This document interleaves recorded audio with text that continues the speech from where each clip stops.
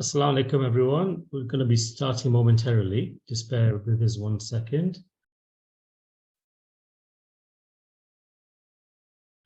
If you've got any questions ahead of the webinar, feel free to send it in chat, or I'm assuming most of you have emailed it across as well, and we'll try and cover that. We can use the chat facility, the Q&A, to send in your questions. We're just allowing another minute or so to let people log in, and then we'll make a start, inshallah.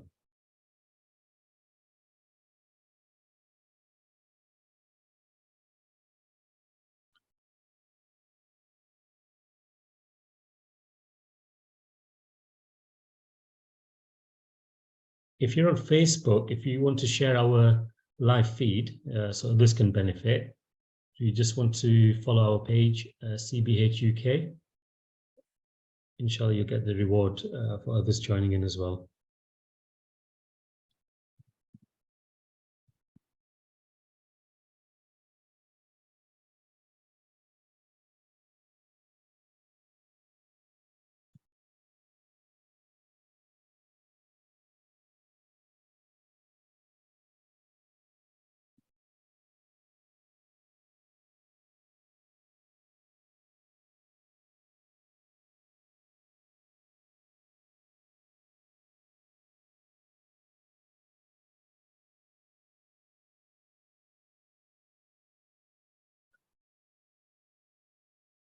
Okay, so the webinar is going to be live streamed on our Facebook, and it'll be made available on our YouTube channel later on as well, inshallah.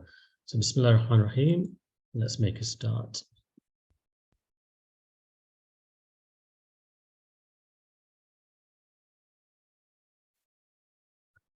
Okay, Assalamu alaikum, everyone, and welcome to the Umrah webinar. It gives us immense pleasure to be able to guide you through to your journey of a lifetime, inshallah. It's becoming very easy now to go for Umrah, as you can see, and as many of you have started applying for your visas. There are some technicalities that I want to cover in the first segment, but we also have, and this is the reason why you've all logged in, is that we have Moulana Abdul Khabir from Rashid, who's going to be guiding you through the manasik, the rituals, the way in which you're going to be performing Umrah as well.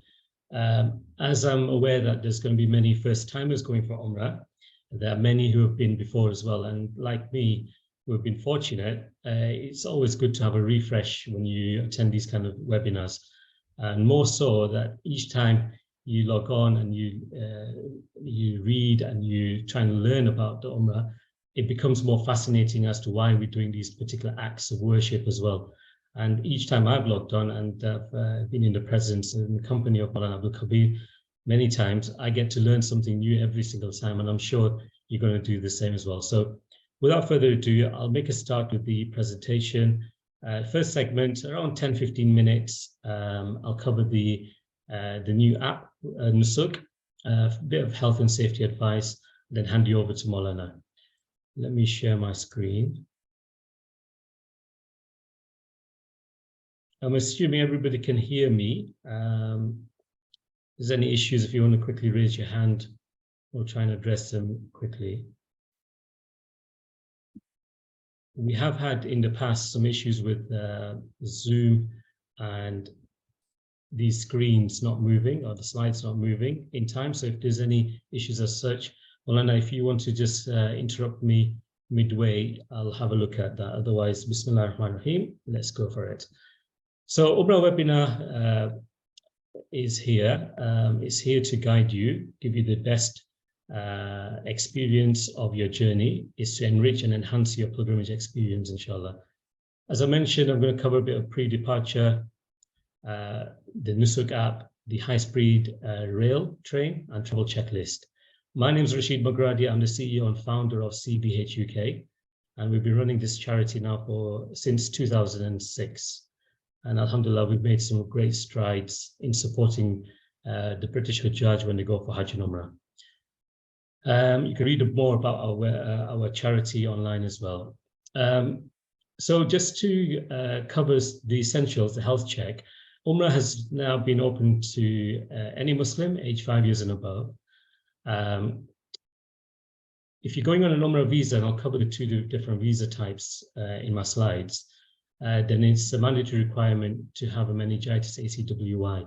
It's also recommended anyway, because it just boosts your immunity against meningitis, regardless of whether you're going on an Umrah visa or an e-visa. It's also recommended that you are up to date with your COVID vaccines. Visit your GP beforehand, make sure you've got your existing medical conditions covered. If you are on any medications, get a list of that through your GP, get a doctor's letter as well for some medications that may be controlled in the Kingdom of Saudi Arabia. Umrah visa or e-visa. So there's a lot of complications when it comes to e-visas and Umrah visa for Umrah. However, the authorities are making it very simple now that you can now apply for an e-visa, which is valid for 1 year, and you can stay for up to 3 months, and it's valid for multiple entry. The Umrah visa is valid for 90 days, and it is only valid for 90 days. Actually, we need to update that part. You can stay up to 90 days as well with the Umrah visa, so that's been changed as well. So depending on your nationality, and you can check that on the official website, which is now called nusuk.sa. It will then depend on the type of visa that you're entitled to. Many of the British passport holders will be will have the option to go for or apply for the 3 different type of visas. One is the e-visa online, which you can go online on nusuk.sa, apply through the official website, and get that within a few minutes of applying. You can now get visa on arrival, or you can get a visa through a package provider, Umrah package provider. Assalamu alaikum. Rashid bhai is still on. When I'm looking at it, he's still on the first slide, Umrah webinar. Okay, so we are having some issues. Bear with me. Let me see if I can sort that out.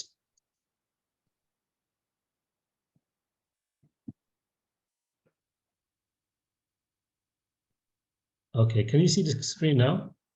It's Umrah webinar. Yes, okay. Agenda. Okay. Pre-departure checklist. Umrah visa, e-visa. Okay, we're good to go. Okay, great. I think there's an issue. I need to have a look at that later. For the benefit of our viewers, I'll just share this screen. It's just easier to navigate. So as I was saying, you apply through the official website, which is nusuk.sa. Depending on your nationality, and you can do a quick check as well, the majority of the British passport holders, you'll either have the e-visa, visa on arrival, or visa through a package provider, Umrah package provider. Just to give an example, if you were another nationality, for example, an Indian national, then you're only allowed visa on arrival or a visa through a package holder. So you're not allowed visa, the e-visa. So depending on the type of passport that you have, you'll have that eligibility. As of yesterday, though this has been in existence for since Ramadan of last year, the following nationalities, the 5 nationalities, us from the UK, Malaysia, Tunisia, Bangladesh, and Kuwait. If you are applying through an Umrah visa, then you will have to upload your biometrics through the official Saudi visa app. It won't be relevant to many of you that are tuned in. However, that is the new rules and regulations. If you are applying through the Umrah visa, you'd be dealing with a tour operator anyway, so they can handle and guide you on that aspect. I won't be covering much of that now.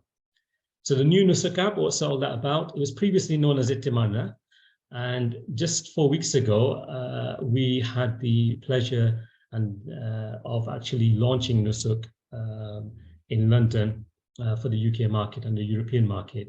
And His Excellency Dr. Tawfiq Al-Rabia, the Minister of Hajj, was in attendance, and we had a good chat with him on some of the pain points that British pilgrims face on their journey, not just on Umrah, but for Hajj as well. And we've been given the assurances that things are going to be looking very different this year, and they're doing everything in their powers to try and facilitate and ease that journey as well. So we're feeding back a lot of the issues that you may experience back to Nusuk, and we have been doing that for over 12 months. And alhamdulillah, we've seen improvements to the services each time round.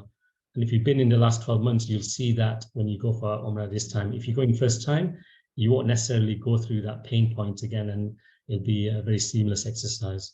So what do you need when you register for the Nusuk app? You'll need your visa number, so you'll need to have applied for your visa in advance, your passport, your date of birth, mobile telephone number, email, and password. Password you'll need to set up anyway.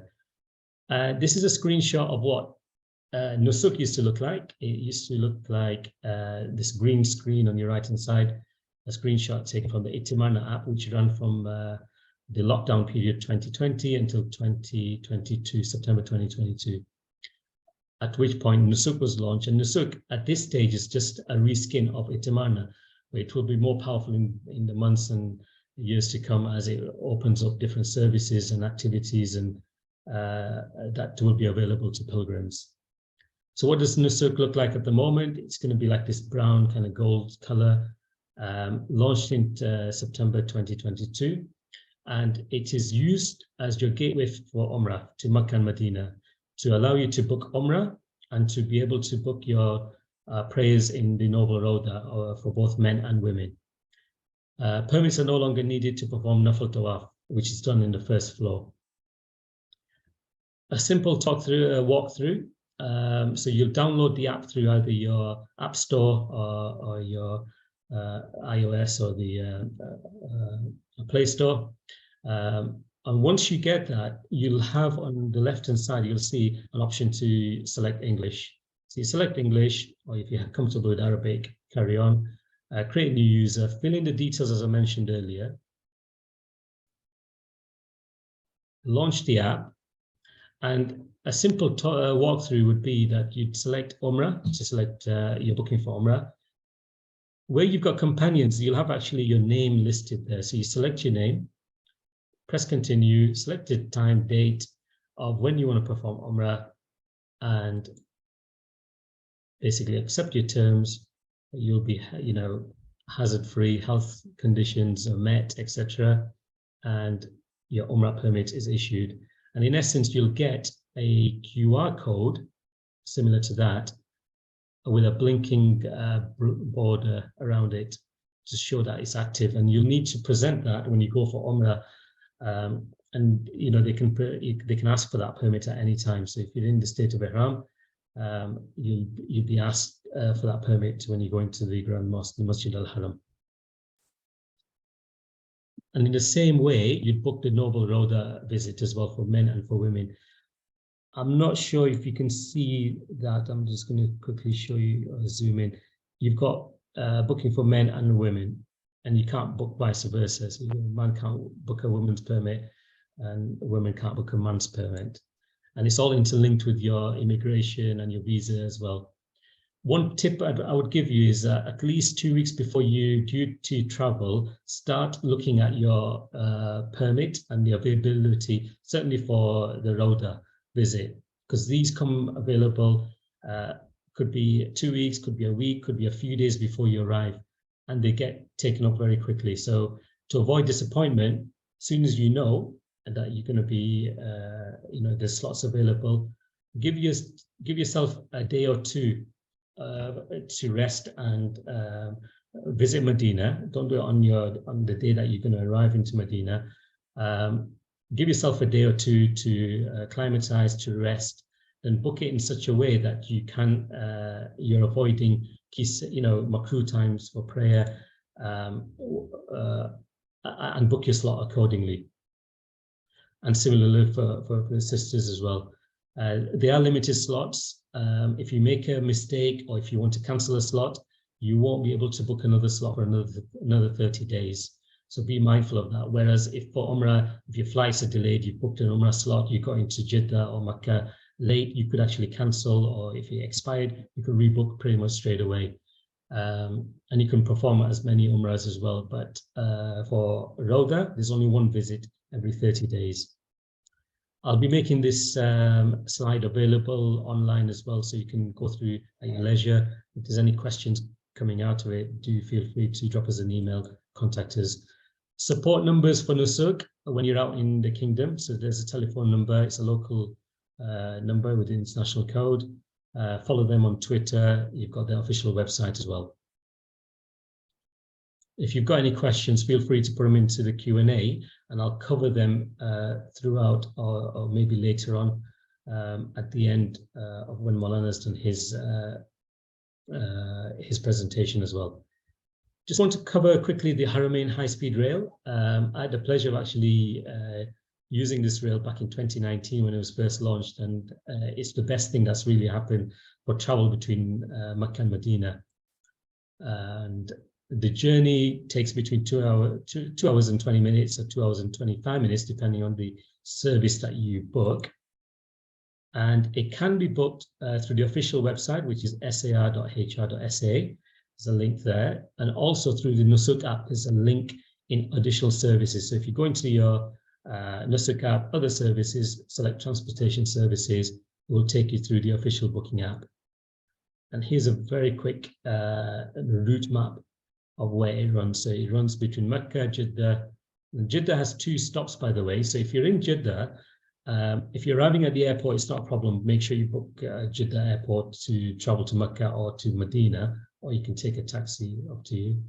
But if you're in Jeddah and you're traveling, you cannot switch between the airport booking or the Suleymaniya booking. So there's 2 train stations in Jeddah as well. So just be mindful of that.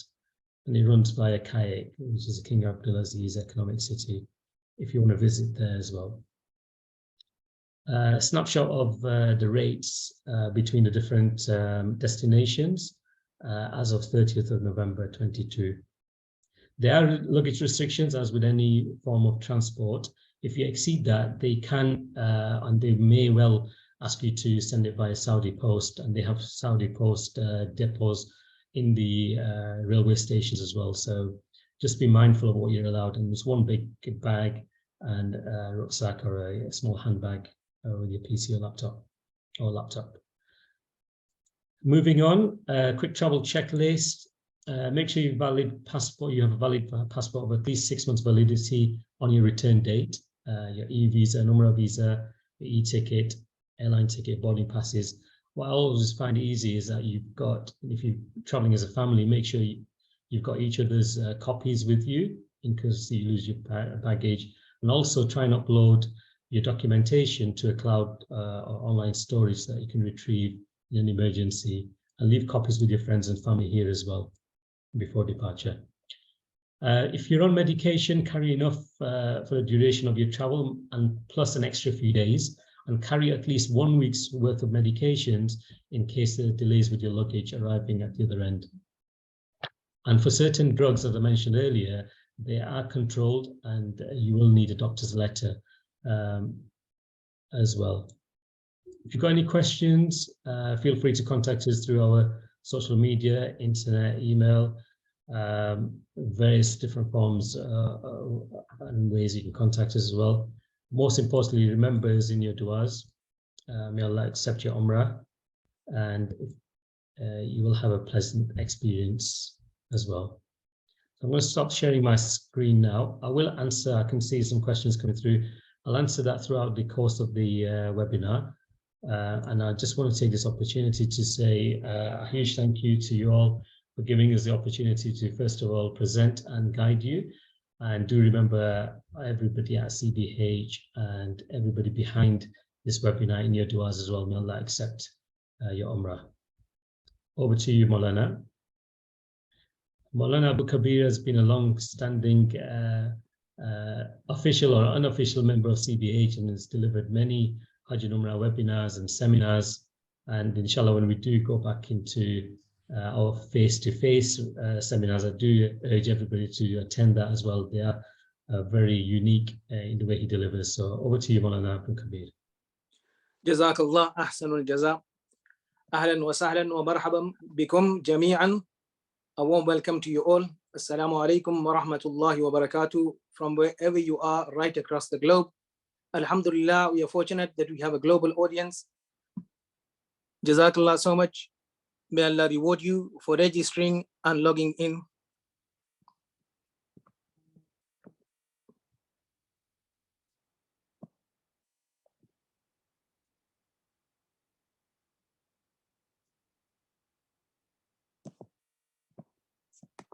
Okay, I'm just loading up my screen. Inshallah, in today's program, we'll cover planning an Umrah trip, performing the Umrah, and the Ziyarat of Medina al-Munawwara. So all three parts are unique and important. Okay, first of all, I would recommend that you make notes.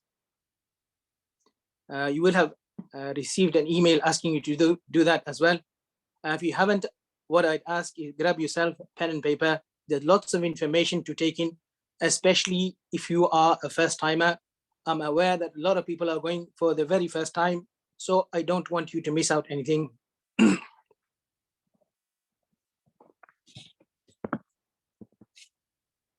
The aims and objectives. So why did we have this, or why are we having this webinar? To help you plan for your Umrah. Because with Umrah, lots of things have changed. Lots of things are changing, and they're trying to make it easier and better for the pilgrims. So inshallah, like Rashid Bhai mentioned, all the things that have changed, and inshallah, during this webinar, inshallah, those things have changed. So far as Umrah is concerned, I'll mention as well. Also, I just wanted to mention that from now, people have started to ask about Hajj, to which Rashid Bhai hinted. Regardless of whether it's the travel agents or the mutawwif running the actual Hajj packages, one thing will never change, and that's how to perform Hajj. So it's vital that if we are going for Hajj, that we start planning and we start preparing from now. The second aim is to simplify Umrah and the Ziyarat of Medina al-Munawwara. Those that are going for Hajj, give them a head start. As I said to one of my colleagues, and what I say to my friends, that if you are planning to go for Hajj next year, start planning from now. And the fourth aim and objective is to enrich and enhance your Hajj and Umrah experience. So not only will we show you how to perform Umrah, but also give you lots of tips, tricks that will make your Umrah very easy, inshallah. So planning a trip, the virtues, we'll cover a few virtues, packing, which is important, and how to perform the Umrah itself and the Ziyarat of Medina al-Munawwara. One of the virtues, the Prophet sallallahu alaihi wasallam, he mentioned, العمرة إلى العمرة كفارة لما بينهما والحج المبرور ليس له جزاء إلا الجنة. That the reward of Hajj Mabrur, Hajj Mabrur is a Hajj that's accepted by Allah subhanahu wa ta'ala, is nothing but paradise. So it's important that we understand how to do Hajj properly. Hajj Mabrur, some of the scholars have mentioned that Hajj Mabrur is that Hajj in which only a person is not mindful of the farais, the wajibat, but also the mustahabbat.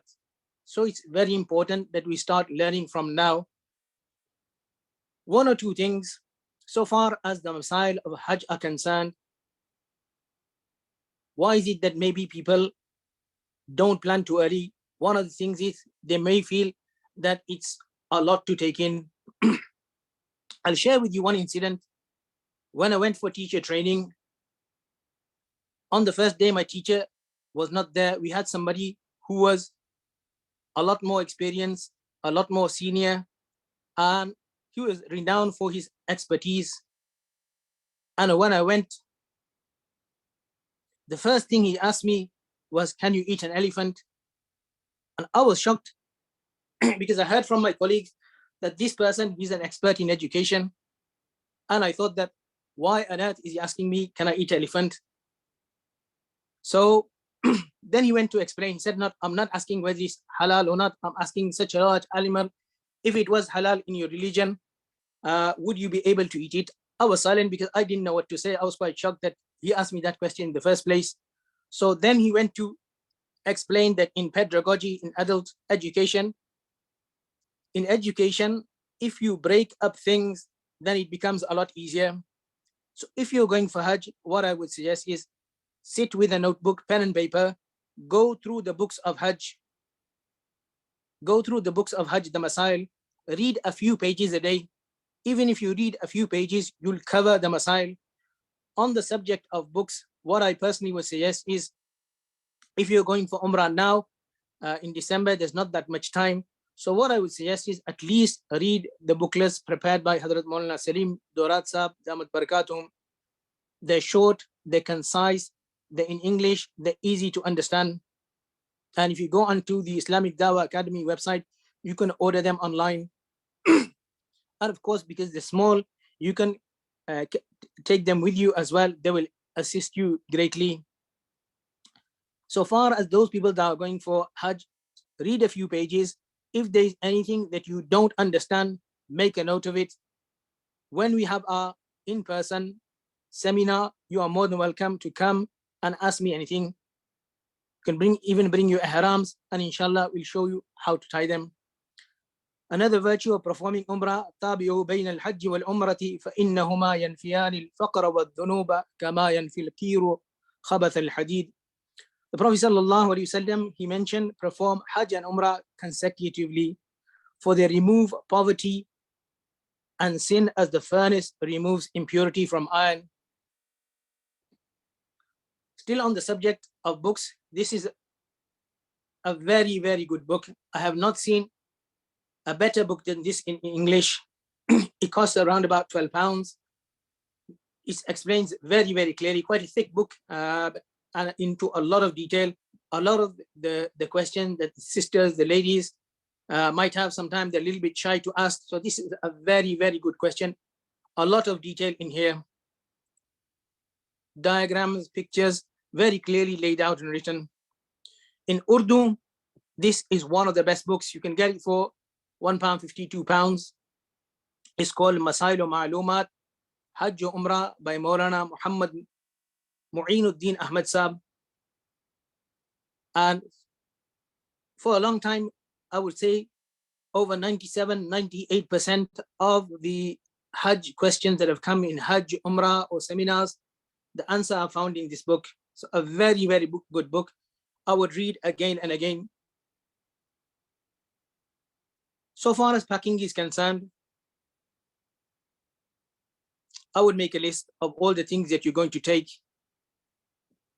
That way you won't forget anything. So sit down today after this seminar, or get yourself a pen and notebook. You should have one for today's seminar anyway. Write down every single thing that you're going to take. So then once you purchase what you're going to take, you can tick them off as you go along. You can make a list using an app, which I do now for my Masjid Aqsa trips. In fact, have two lists, one for the summer trips and one for the winter trips. And once I put everything in the suitcase and I have everything, then I just tick off everything. Or like I mentioned, just simple pen and paper, you just write down everything. Once you brought it, packed it, just tick it off. The funny thing, okay. So what are the benefits of notebook and pen? So you can make a list of the things that you're going to take with you, the du'as that you're going to make when you see Kaaba for the first time. When you see Kaaba for the first time, your du'as are accepted. It's a golden opportunity. And if Allah subhanahu wa ta'ala has invited you, then you are blessed, because only that person will go to Baytullah, that whom so Allah subhanahu wa ta'ala has invited. You can have all the wealth in the world, you can be very intelligent, and you can have everything in the world. But if Allah subhanahu wa ta'ala hasn't invited you, you will never go there. And you can be one of the poorest people, but if Allah subhanahu wa ta'ala has invited you, then you will get there. I remember many years ago, I was invited to a Hajj seminar in Nawab restaurant. MashaAllah, very nice program. At the end, there was food served. They had a separate, MashaAllah, separate table for the guest scholars. There were plenty of scholars on that occasion as well. So I happened to be sitting next to Moulana Asad Saab. I think he's from Burnley or Blackburn, and he mentioned a beautiful story I just want to share very briefly. He was talking about the time of General Zia. He was traveling in his helicopter somewhere, and it was the time of namaz. He stopped in a farmer's field, And the farmer was, surprised at what's happening in my field. He came out, and when he found out that his General Zia, he was even more concerned that has he landed in my field? What have I done? So it was the time for Salat. He gave them water to do wuzu and a clean place to pray Salat. They offered the Salat and they were about to go. Then General Zia, he asked the farmer, he said that, do you have any wishes? Is there anything that you wished in your life? He was quite old. He said that, I'm coming to the end of my life. There's only one thing. I only had this one wish and one desire, that one day in my life, I want to go for Hajj. But he said, I'm not going to be able to afford it. The general, he said to one of his companions, take the details of this person, and they arranged for him to go to Hajj. So it doesn't matter about being poor and rich. It's who Allah subhanahu wa ta'ala invites. That place is by invitation only.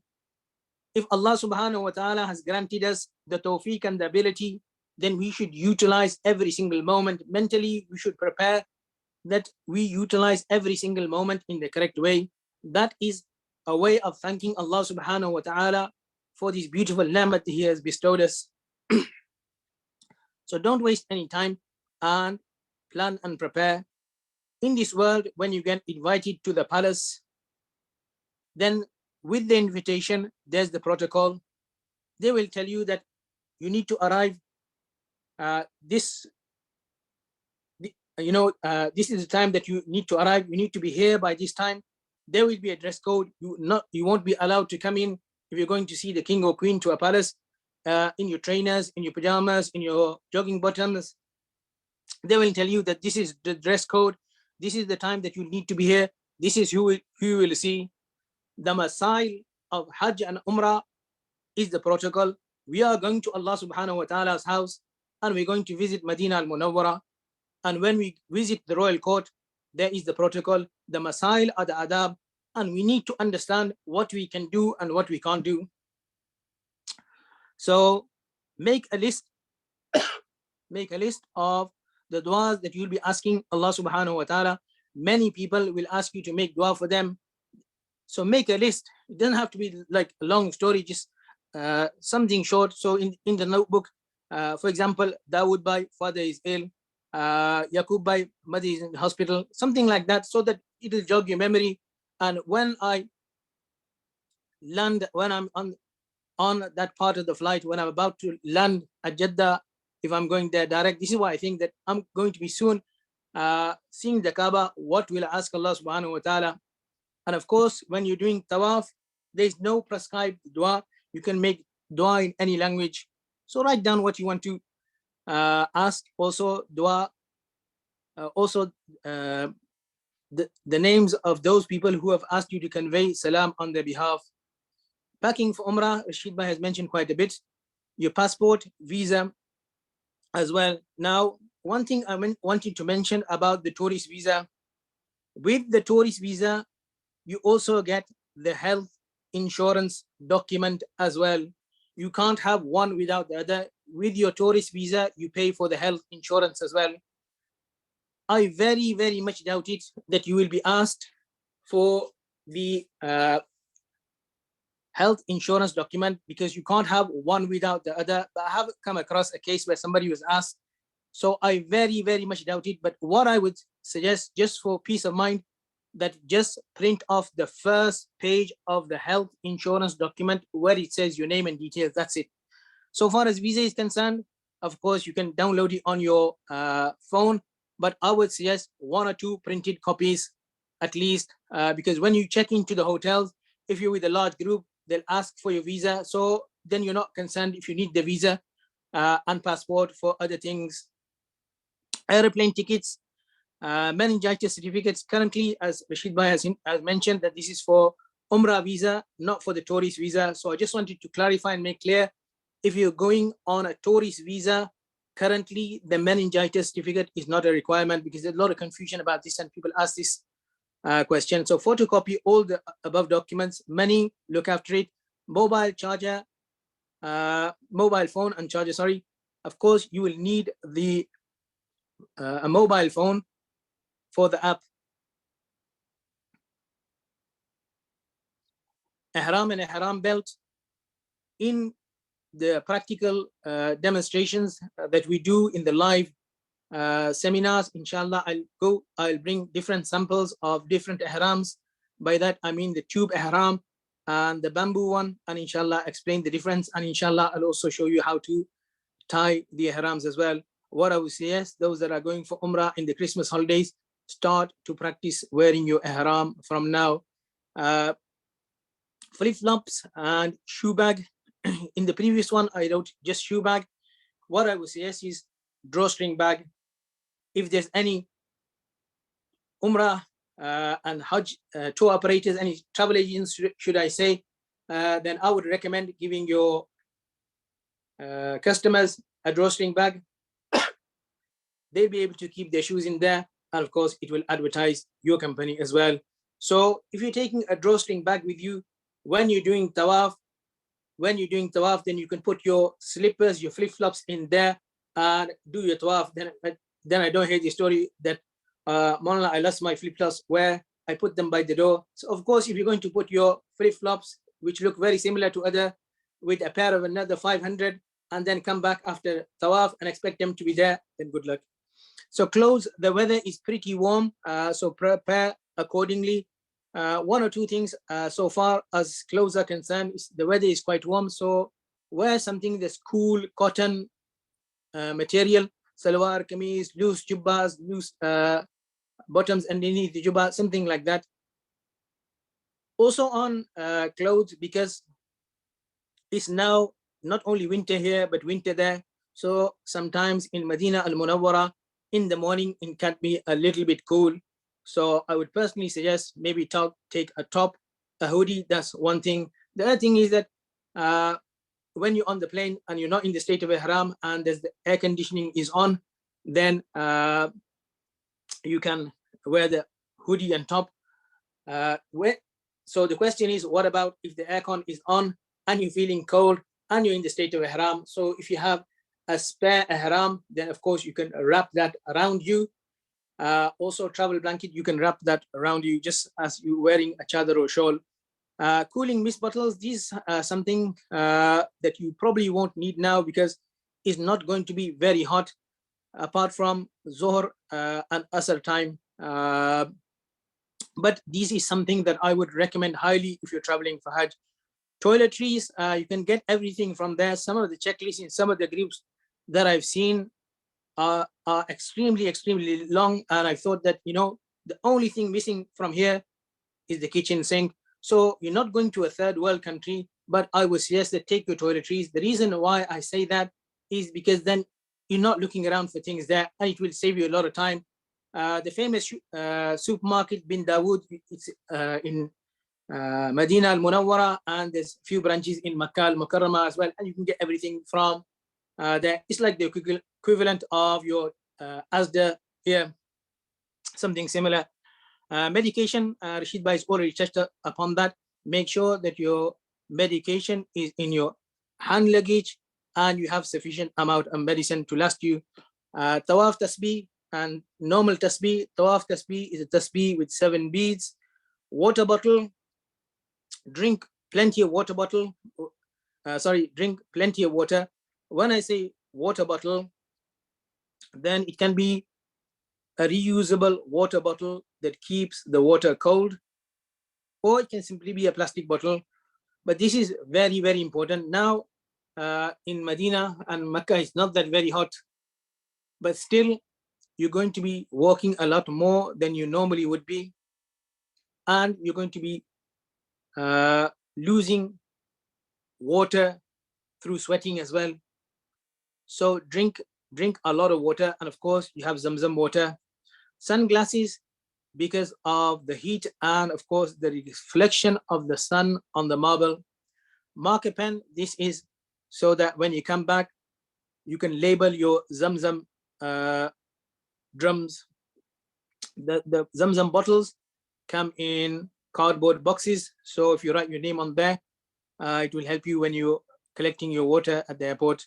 First aid kit, don't need to take lots of stuff. Of course, you need to take your normal medication. One or two things I will mention in another slide.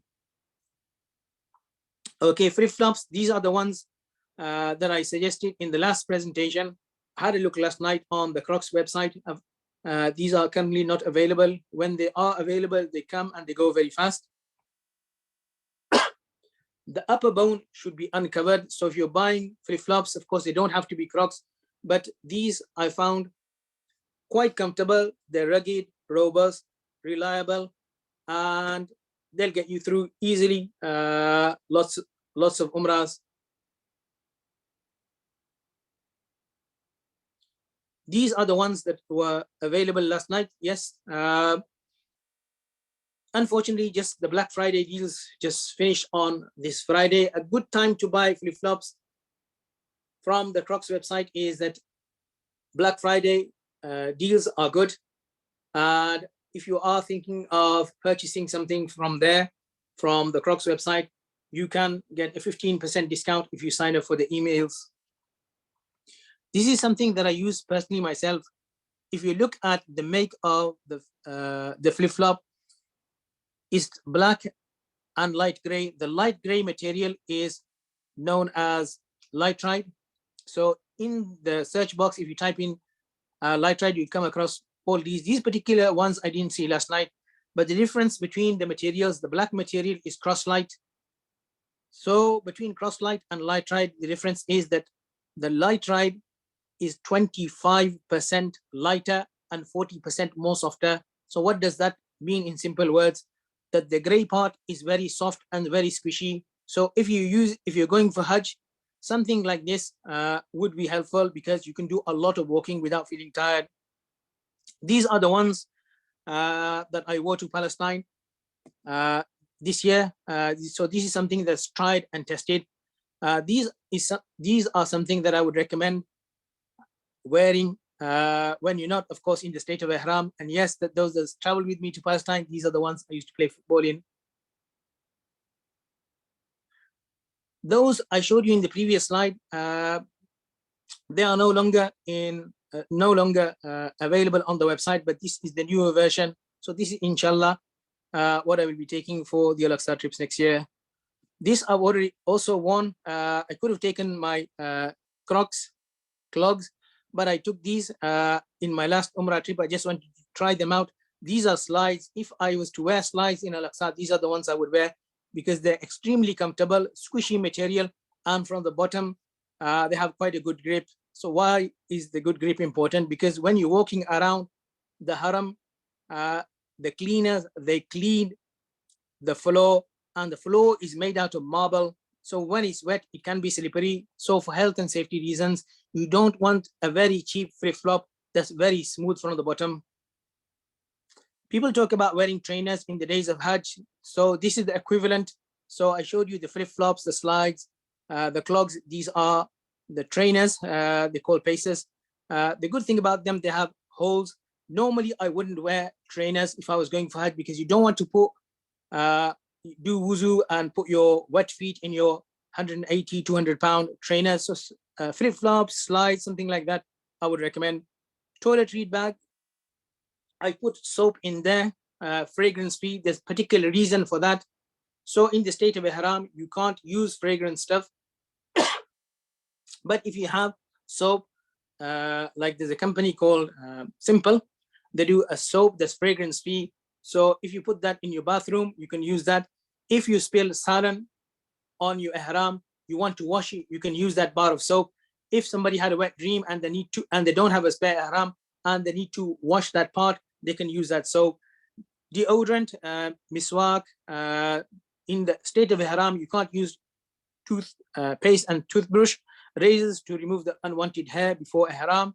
Scissors to cut your wife's hair if she's traveling with you. Nail cutter to cut your nails before going into the state of ihram. Comb and hairbrush so you look nice and smart and tidy, especially when you're in Medina Al-Munawwara. First aid kit, blister plasters. You're going to do a lot of walking. I would recommend that you start walking from now. Small scissors, I mentioned just a few moments ago. The usual stuff, paracetamol, ibuprofen, cough sweets, and Vaseline. Some people in Umrah, well, you're not going to be wearing your ihram for a very long time, but some people find that because they're not wearing anything underneath the ihram. So no underwear, just the top bit and the bottom bit. So when your legs rub sometimes, and because of the sweat, it can be a little bit painful. So that's to stop that, the Vaseline. And also it's good you can put on your feet if you have dry skin as well. Clothes, I mentioned most of this stuff. Head covering, I'll show you, or if you saw at the beginning of the presentation, what I was wearing is just to keep the sun off your head. Comfortable footwear, there's going to be a lot of walking. So the more comfortable it is, the better for you. So that's why I spent those moments on the different types of footwear. Ankle socks. By that, I mean something like this, because the bottom is padded. So when you're doing your nafil tawaf, it's a lot easier for you. You have that padding and that cushioning.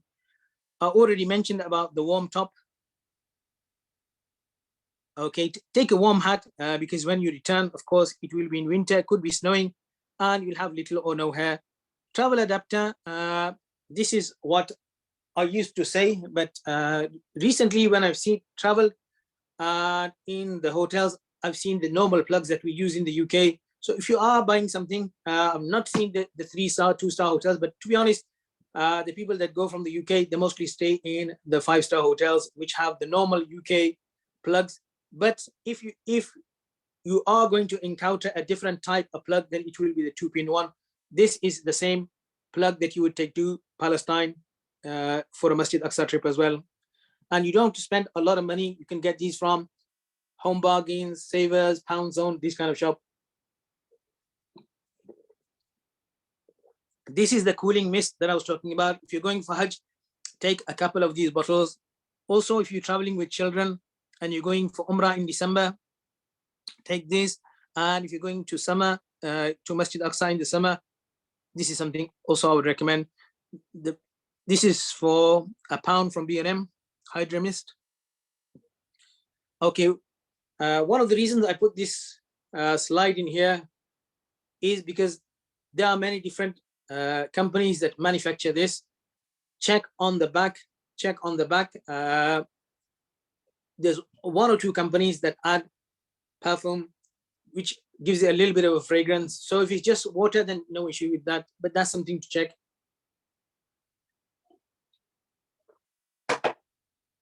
Okay, so when you're leaving your home, the dua to read, Bismillah tawakkaltu ala Allah, wa la hawla wa la quwwata illa billah.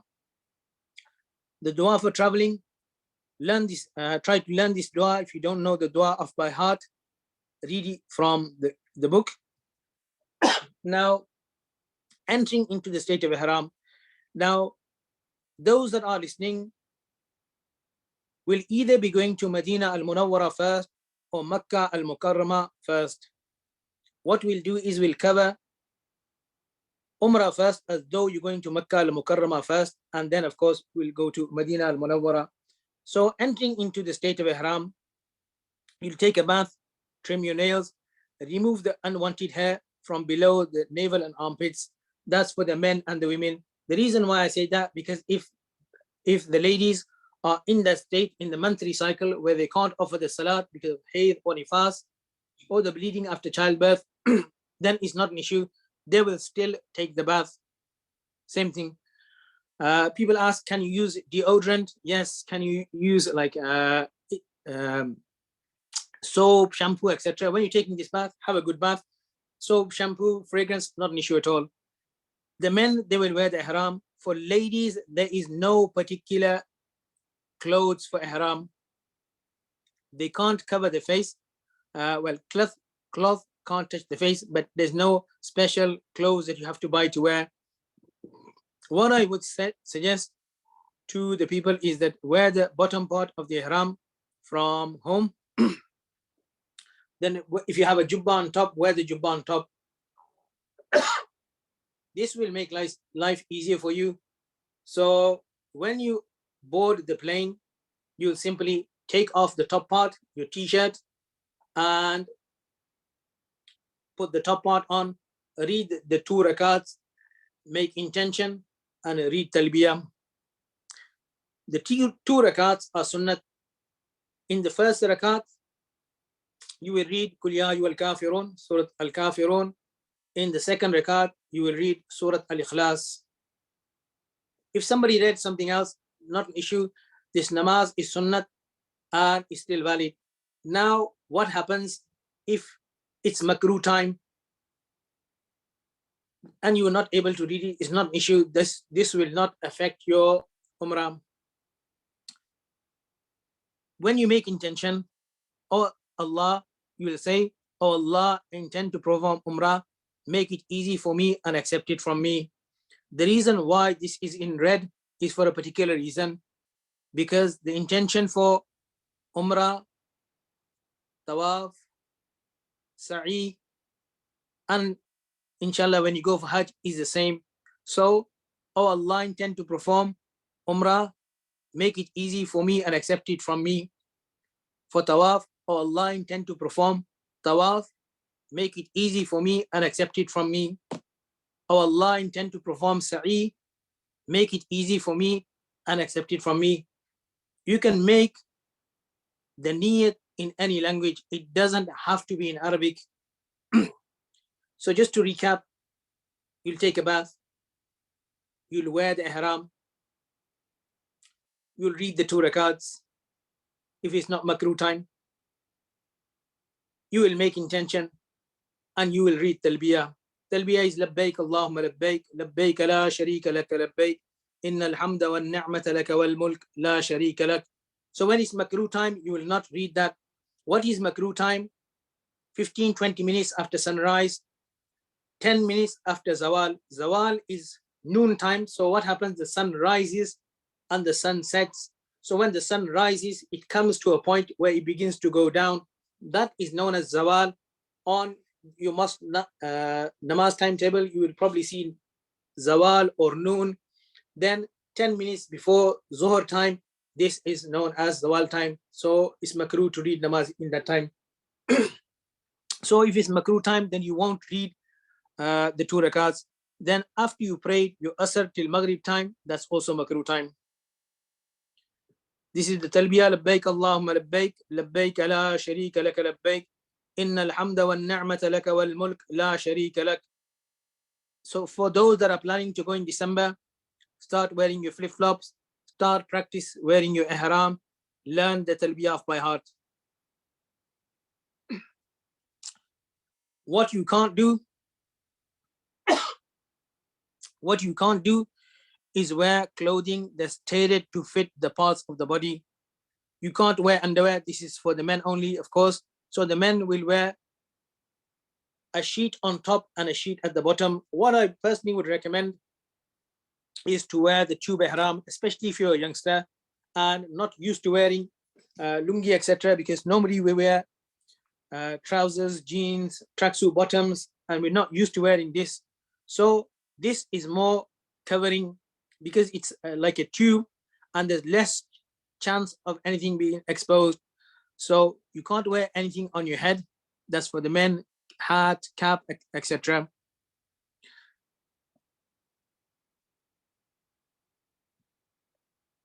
Okay, just checking. I thought I missed one slide is coming. So don't wear footwear that covers the upper bone. I mentioned that. Don't cover your head, face. Don't use perfume products. So that's on the plane, those scented tissues, eau de parfum, aftershave, ether, all these kind of things, deodorants, you can't use in the state of ihram. You can't trim your nails, you can't cut, you can't shave, you can't trim your hair, and you can't engage in sexual activity. So these are all the things that are prohibited in the state of ihram. So let me go back 1 or 2 slides and let me explain one thing. If the lady is in that part of the month where she can't offer salat because of haze, then she will take the bath. She will not read the 2 rakats. She will make intention and she will recite talbiyah. So take a bath, make intention, and read the talbiyah. Now you are in the state of ihram. Okay, that's one thing. You will go to Mecca. You will go to Mecca, and you will not go to the masjid. When you are clean, then you'll take a bath. Now, something very, very, very, very important that I just remembered, because in the state of ihram, you are not allowed to use fragrant stuff. This is a very common this is one of the biggest mistakes that you can make. So when the lady is clean, then she takes a bath. But the most important thing to remember and bear in mind, because she's in the state of ihram, then you'll take a bath, use hot water. Don't use anything that's fragrance. Because why? Because it's going to cause you lots of problems. Because if you're using fragrance stuff, etc., then of course there is the issue of them, etc. And in the book that I mentioned, A Woman's Guide to Hajj and Umrah by Mufti Farooq Saab, it clearly explains that if you do this, then the penalty for this is this. So I thought, let me just highlight that just in case I forget. So that's why I wanted to go back to that slide. Okay, so what you can do is change your ihram. So if you had a wet dream, then you can change your ihram. It doesn't have to become napak in order for you to change it. So for example, you went there and you're feeling hungry, so you ordered, like for example, chicken kadai, and you spilled that on your ihram. You can change it. It doesn't have to be. The point I'm trying to make is that it doesn't have to be napak in order for you to change, because sometimes I've come across that people, they're not willing to change. They say that Moulana ihram toot jayega. So there's no, don't worry about that. Ihram is a state, so you can change even for a reason like that, is the point I'm trying to make. You can wear the ihram belt. Even on one of my, in my latest trip, I had somebody on the plane, he had Nike man bag. So he said, can you wear this in ihram? I said, yes. He said, well, I've heard that you can't because of the stitching. He showed me the stitching on the bag. So just to clarify, that if you're wearing something in the shape of clothing, then that's an issue. But if you're carrying a man bag, you're wearing a ihram belt, no issue with that. You can wear a watch, glasses, sunglasses, contact lenses, hearing aid. You can use an umbrella for shade, no issue with that at all. So where to wear the ihram? Either from the UK, if you're going direct. So, okay, let me rephrase that. Where to wear the ihram? Either you'll be going direct or indirect. Direct means you board the plane from Manchester, Heathrow, and you arrive at Jeddah. Or if you're going, for example, with Turkish Airlines, you'll go from here to Istanbul, Istanbul to Jeddah.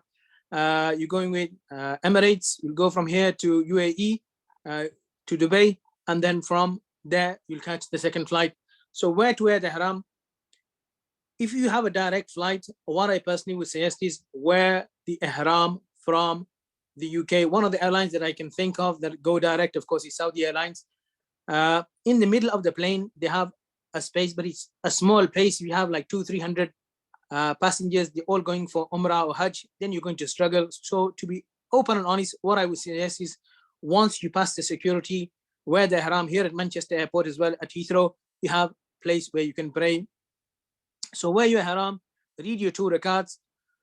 What I would suggest is read your 2 rakats, but don't make the intention and the talbiyah until you board the plane, because flights can be delayed, can be cancelled as well. Hopefully not, but if anything like that happens, then the best thing is that you're not in the state of ihram until you've worn the ihram, made the intention, and read the talbiyah. So my personal suggestion is that wear the bottom bit from home when you arrive at the airport. You're not messing around. All you do is take off your jumper, jubba, t-shirt, wear the top bit, read the 2 rakats, and make intention, read talbiyah. And then when you board the plane, read the 2 rakats, then make the intention and read the talbiyah on the plane. That's one thing. Wearing the ihram on the plane, you're going to be struggling if you're going to wear the top and the bottom bit, but you can, of course, wear the bottom bit from home, where it says in this, wear the ihram on the plane. I'll just change that after this presentation. But by that, I mean that just changing the top part is easy. Just take off your jubba and then put that on. So, but I wouldn't recommend wearing the whole ihram on the plane, because the seat where you're going to sit, there's not a lot of place, and how are you going to change from your normal clothes into ihram on your seat? Some people say, Moulana, what about the toilets? The toilets are very, very small. That's one thing. Plus, they're not clean, so you're going to have your ihram all over the floor, etc. It's going to get dirty. Indirect flights. So personally, what I would suggest is that if you have a stopover of 3 or more hours, then you can do. So if you're flying, for example, from here to Jeddah via Turkish Airlines, you will stop in Turkey. If it's 3 or more hours, then you can get changed from there. But you need to be in the state of ihram before you cross the miqat boundary. If you're traveling with Saudi Airlines, one is that on the screens at the back of the seat, you can see how much time you have left before you cross the miqat boundary, and they also make announcement as well. Well, they usually do. This is Istanbul airport for those that are traveling with Turkish Airlines. This is a very recent photograph. These are the changing rooms, mashallah, at the new airport. Very, very good facilities, very clean, well signposted. This is what it looks like from inside. And those that are traveling on Turkish Airlines, the mosque, the prayer room, the changing facilities are located near gates F9 and F10. You go down the escalator, and mashallah, they have clean wuzu facilities and a very spacious Jamaat Khana as well. In the summer, or if you're going for Hajj, then take a water bottle, preferably the one that keeps your water cold for quite some time. In Hajj, this is very, very good. But even if you don't have one of these, then just even a normal plastic bottle that will keep your water cold. And this is the fountain of Ashraf Qaitbay. This is in Masjid Aqsa. For those wondering why this photo is here, because in Masjid Aqsa, this is one of the places you can fill your water bottle. And I just wanted to emphasize that I can't stress how important it is to keep yourself hydrated. The other reason why this fountain is here in this particular slide, because in Masjid al-Nabawi in Medina al-Munawwara, there's a green dome. Under that green dome, there's a silver dome. That silver dome, and this was commissioned by the same person who was Sultan Ashraf Qaitbay. So I wanted to highlight that drink a lot of water. On the plane, don't use refreshing towels. By that, I mean those cotton towels which they soak in hot water and perfume. Also, don't use the scented tissue. By that, I mean that tissue you get for your meal. Don't use the soap, lotion in the toilets as well after you wash your hands. That's if you're in the state of ihram. This is what I mean by a scented tissue. This is the one you get with your meal. When you arrive at Jeddah, exchange your money. You can purchase your Saudi SIM there. There are kiosks there. I think there's Zaid Mobile and there's Mobily as well. On the way to Mecca, you can stop at a service station. If you have already exchanged money at the airport, then of course you got currency to pay with. Get yourself a cup of tea or something to eat if you're hungry. If you're traveling with a group, then remember your coach. When you arrive at Mecca al-Mukarramah, take the address card from the reception and give it to every single person in your family, even if it's a child and even if it's an elderly person.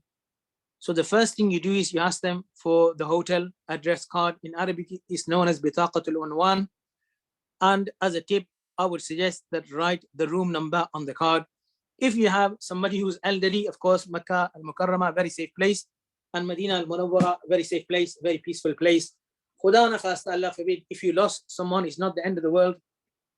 If they have a card with them, what they can simply do is show the police or somebody from the security services, and they will be more than happy to guide you in the right direction.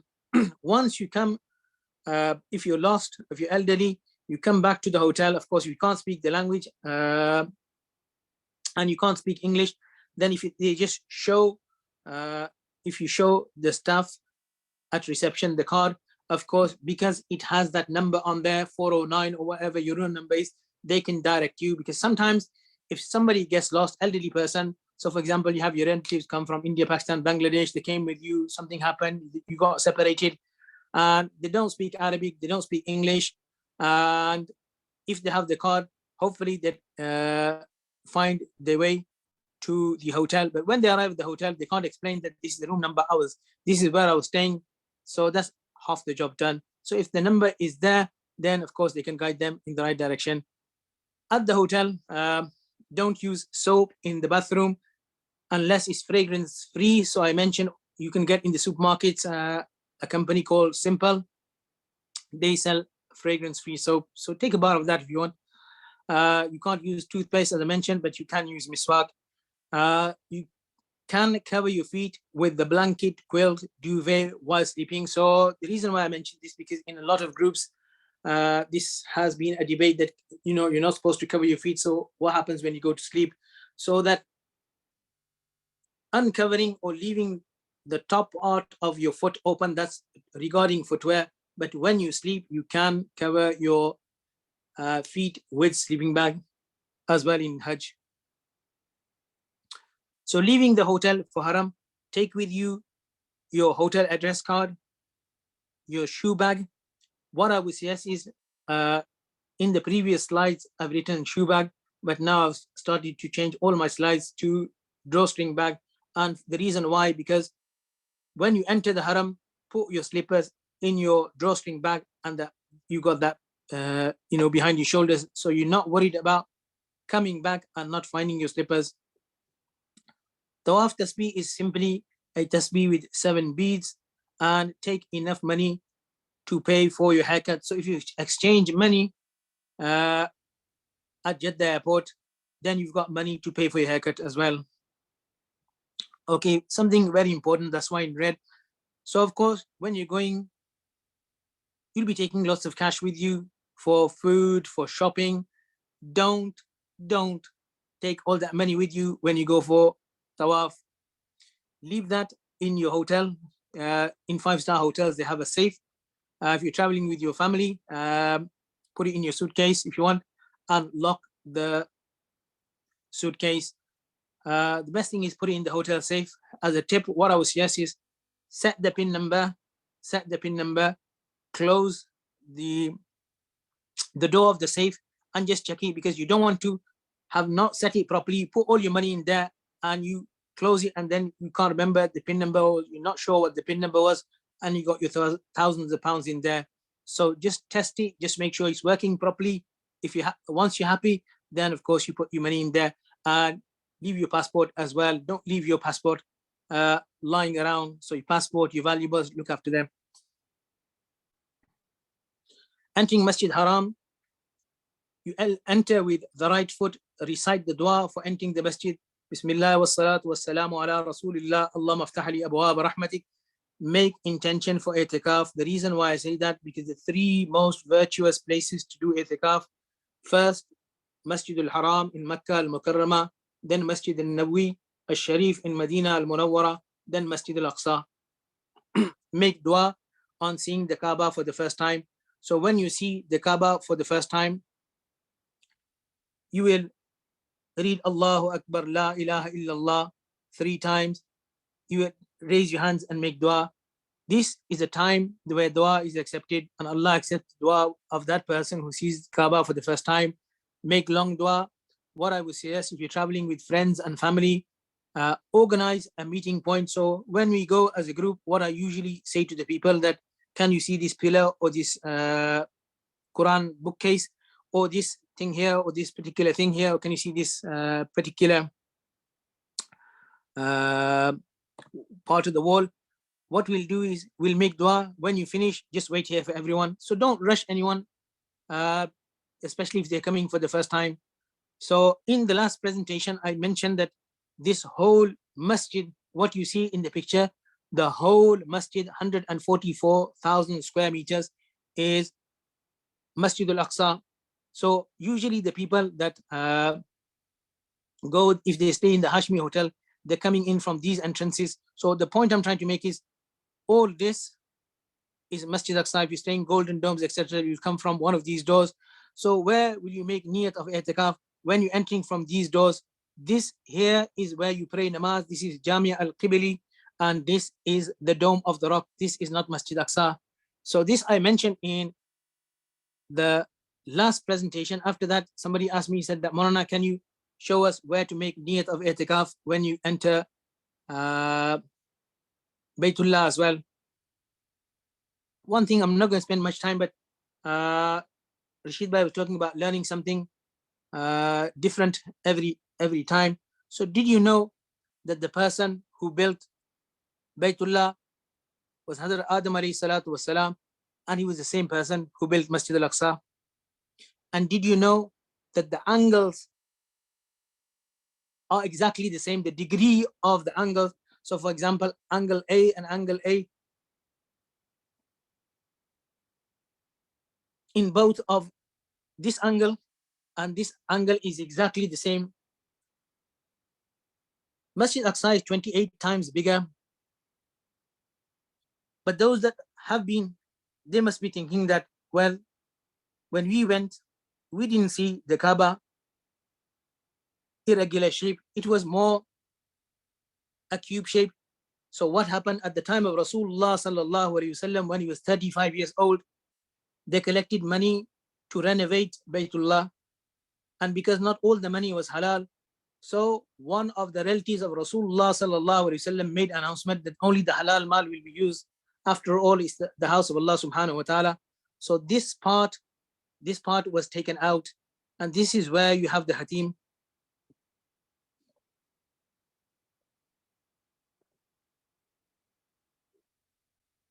For those that thinking that, well, we saw a triangle, we saw a cube, not a triangle. This is how you can see that the angles are exactly the same. So this, where you can see the chandeliers in the middle of the photo, there's a door in front of that. When you enter that door, that's when you'll be entering Masjid al-Haram. The dua for entering the masjid: Bismillah wa salatu wa salamu ala Rasulillah, Allahumma aftah li abwaab rahmatik. When you see Baytullah for the first time, make lots of dua. Make dua for yourself, your family, your friends, your parents, your teachers, and the whole ummah. When you enter Baytullah, couple of things. First of all, familiarize yourself with the things around the Kaaba. Where is Maqam Ibrahim? Where is Hatim? Where is the black stone? Especially if you are going for the first time. So where you'll be starting your tawaf is in line with this, the black stone. Before you come to start your tawaf, you will uncover your right shoulder, you will stop reciting talbiyah, and you will make intention, oh Allah, intend to perform tawaf, make it easy for me and accept it from me. Then you will start, and this is the direction that you will go. One side, two side, three side.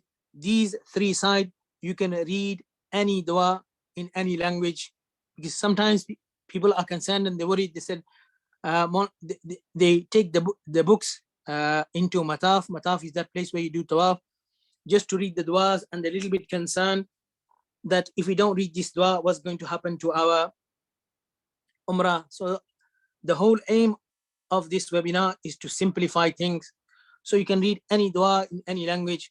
When you come to this corner, this is known as Rukn Yamani.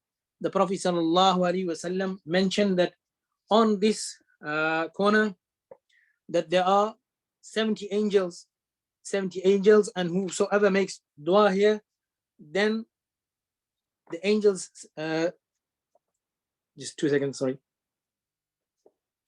Whoever makes dua and recites Rabbana Allahumma inna nas'aluka al-afwa wal-afiyata fi dunya wal-akhirah, Rabbana atina fi dunya hasanatan wa fil akhirati hasanatan wa qina adhab an-nar. 70 angels, wukkila bihi sab'una malakan, and there are 70 angels, and they say Ameen. So from Rukn Yamani to here, you will read that dua. Allahumma inna nas'aluka al-afwa wal-afiyah fi dunya wal-akhirah, Rabbana atina fi dunya hasanatan wa fil akhirati hasanatan wa qina adhab an-nar. Now this corner is known as Rukn Yamani. When you go now in December, or when you go in Hajj, it's going to be difficult to touch it. If you can touch it with your right hand or both hands, then you can do so. but if you can't, then there's no need to wave. In none of the books is mentioned about waving, so don't do what you see other people do.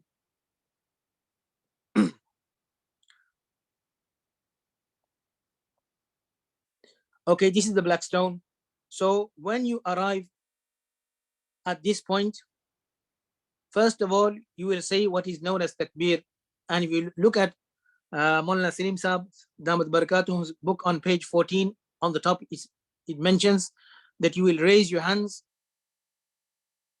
up to your earlobes as you would if you were starting Salat. So you'll say, Bismillah, Allahu Akbar, Walillahi alhamd. Raise your hands to your earlobes as you would and drop your hands. This is known as takbir. This is mentioned in Moulana Salim Saab's kitab and also in Moulana Mu'inuddin's kitab as well, Masailu Ma'lumat, Hajj Umrah. This is known as takbir and it's only done once in the whole Umrah. After that, you will raise your hands in level, in line with the black stone, and you will kiss the palm of your hands and you say Bismillah, Allahu Akbar. This is known as istilam. Istilam. I don't like to use terminology to complicate things, but if you're going to read the books, then I want you to understand that what the terminology is. So first you'll say takbir, Bismillah, Allahu Akbar, Walillahi alhamd. Raise your hands to your earlobes, let go once. The women, they will do exactly the same, but they will raise the hands to the shoulders, not to the earlobes. Second thing.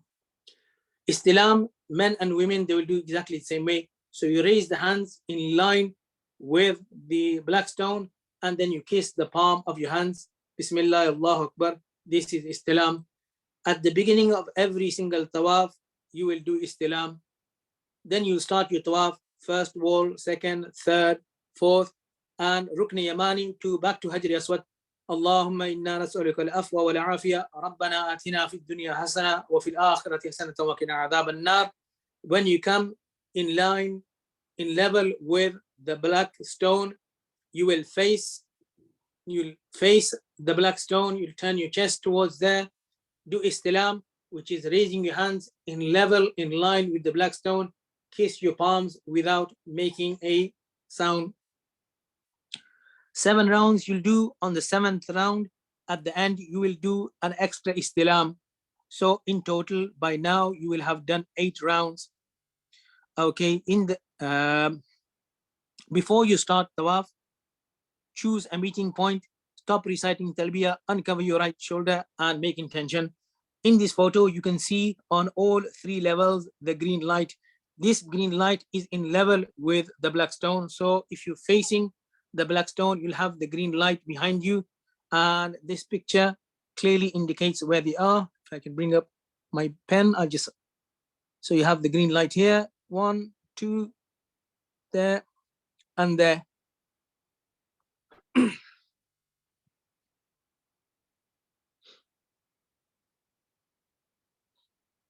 So starting tawaf, as I mentioned before as well, oh Allah, intend to perform tawaf, make it easy for me and accept it from me. Raise your hand, say the takbir, do istilam, 7 rounds and 1 at the end. And in the first 3 rounds, you'll do ramal. Ramal is walking with a quick pace.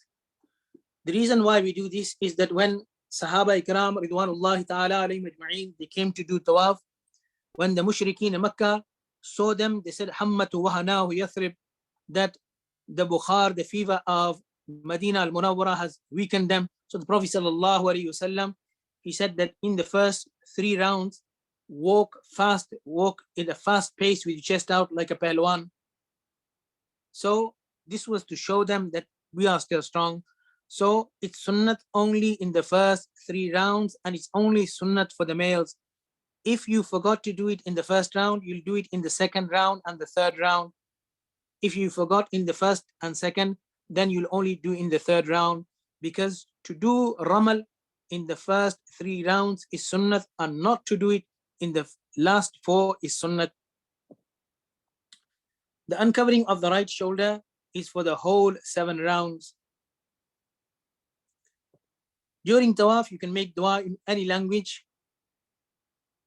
If your wuzu breaks, if you have done 4 or more rounds, you're on the 5th one, so you've done 4.5, for example, then your wuzu breaks, then you'll go back, do wuzu again. So 4 are complete, you'll start on the 5th one, 5th, 6th, 7th. If you've done less than 4 and your wuzu breaks, then it's preferable to start back from the first one. If azan starts, then carry on doing tawaf until the namaz starts. When namaz starts, you will read the namaz with the imam, behind the imam, and when the namaz is completed, you'll carry on from where you left before azan. Simple. After the tawaf, you'll cover your right shoulder again.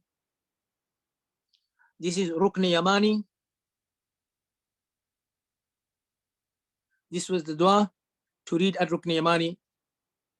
This is Maqam Ibrahim. So once you've done your 1 tawaf with 7 rounds and 8 istilams, then you've covered the right shoulder, then come behind Maqam Ibrahim. If it's busy, then you can go right behind. If there's no space behind Maqam Ibrahim, then I just want to explain the masla. There's no need to push and shove someone. Not that you will, but I just wanted to clarify something so it's easier for you. You can read those 2 rakats anywhere in the masjid. In the first rakat, you will read Surah Al-Kafirun. In the second rakat, you'll read Surah Ikhlas. Make dua after those 2 rakats because this is a time and a place where dua is accepted. 2 rakats, the reading of 2 rakats is wajib even if you are doing nafal tawaf. If it's makruh time, then you will hold fire, and when it's not makruh time, you will read the 2 rakats. Then in the meantime, of course, if you want to start your sa'i, you can do. So after that, you will drink Zamzam water. This particular picture is here for a reason. I'll explain 1 or 2 things. So after you've done the 2 rakats, make dua, drink the Zamzam water, read the dua for drinking Zamzam water. Allahumma inni as'aluka ilman nafi'a wa rizqan wasi'a wa shifa'an min kulli da. Then you will come back in line with the black stone and you will do istilam for the 9th time. Istilam once more is lifting your hands in line and in level with the black stone and then kissing your palms without making a noise. If you look on the top of the drum, it says غير مبرد, which means not cold. I'll explain about that in a few seconds. So this is a close-up of that. Now, what does غير مبرد, not cold, mean? In this one, they're not added ice. So this water is warm water. If you do feel that you're developing a cough, one of the reasons in drinking a lot of cold water. So if you want to avoid the very cold water, then you can drink from these drums. These drums usually set of 5s, and the middle one is the one that has the warm water. Then you'll go towards Safa Marwa. Simply, of course, you'll see lots of people going there. You can ask one of the cleaners if you where it is signposted as well. When you arrive at Safa, then you will turn, then you will face towards Marwa. Turn about 45 degrees towards your left, and you'll be facing the Kaaba. You won't be able to see the Kaaba. Read Allahu Akbar, La ilaha illallah 3 times. Raise your hands, read Durood Sharif, make dua. Make dua because this is a place where dua is accepted. Hassan Basri, rahmatullah alayhi, wrote to the people of Makkah and he mentioned 14 places where dua is accepted. In this presentation, I've not put those 14 places because it's going to lengthen the presentation, and it's a winter day, so the time is very short and I want to finish on time. But the 14 places are mentioned in Fazail Hajj, so it's something that I would recommend reading as well. Those that are going for Umrah, at least try to read the Medina section in Fazail Hajj. So Safa is a place where dua is accepted.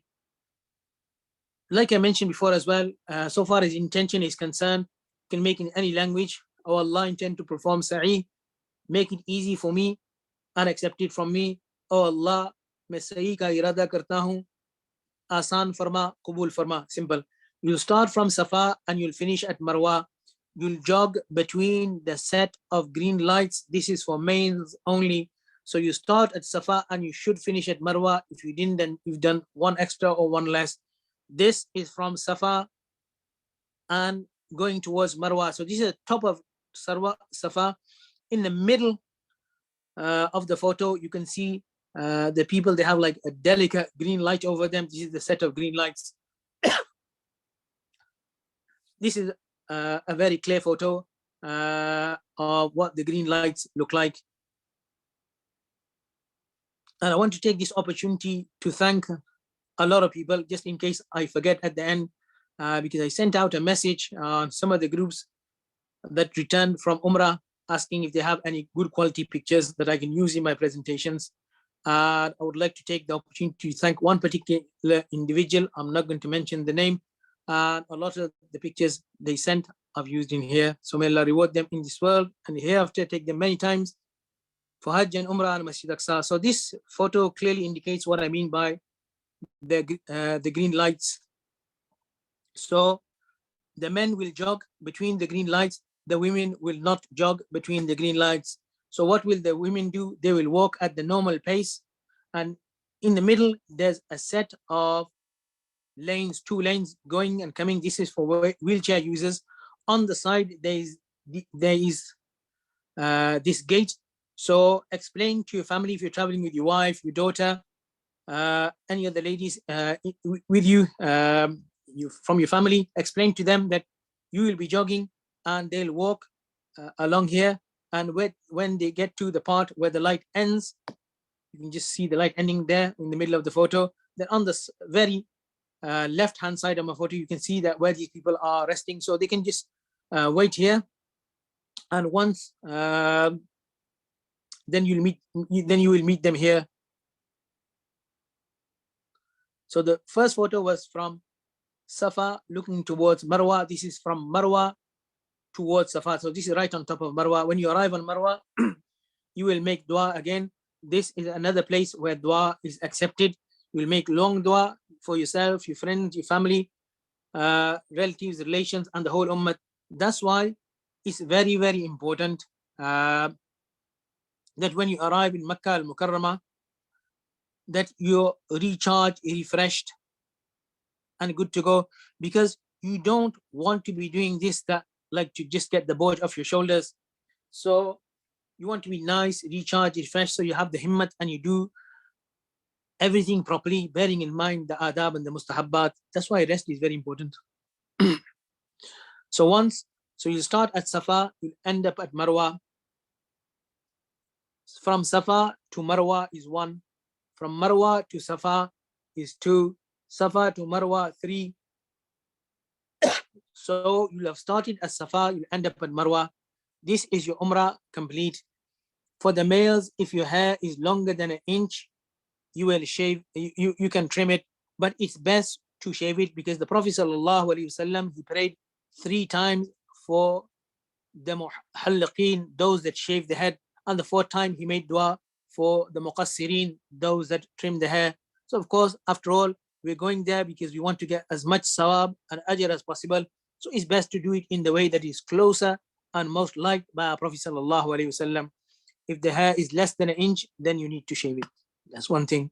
For the ladies, they will take the hair all together, get the hair all together, all the hairs together, and cut off 1 inch from the back. Now, the ladies, they can do that themselves, or if they have a mahram, the husband, the brother, the father, he can do that as well. But do this, of course, in your hotel room when you get back to the hotel. Of course, the men, there's lots of barbers around the haram, the clock tower, etc. You'll get your head shaved from there. So, okay, one of my friends, he said, Moulana, can you do a recap as you're going along? So this is how to do nafil tawaf, and also a recap. This on the slides after it will also serve as a recap as well. So once you've done you've cut your hair, before you cut your hair, you can read 2 rakats anywhere in Masjid Haram. This is mustahab. This is mustahab, and is for to show gratitude that Allah subhanahu wa ta'ala has given you the tawfiq to come and perform Umrah. Moulana Muinuddin Saab has mentioned this in his kitab. So let me just recap. So you took a bath. Just quickly whiz through this. So just to simplify things, you took a bath, you wore your ihram, you arrived in Mecca, you came to the haram, you made dua when you saw Baytullah, you familiarize yourself with the surroundings, you came into Mataf. Mataf is the area where you do tawaf.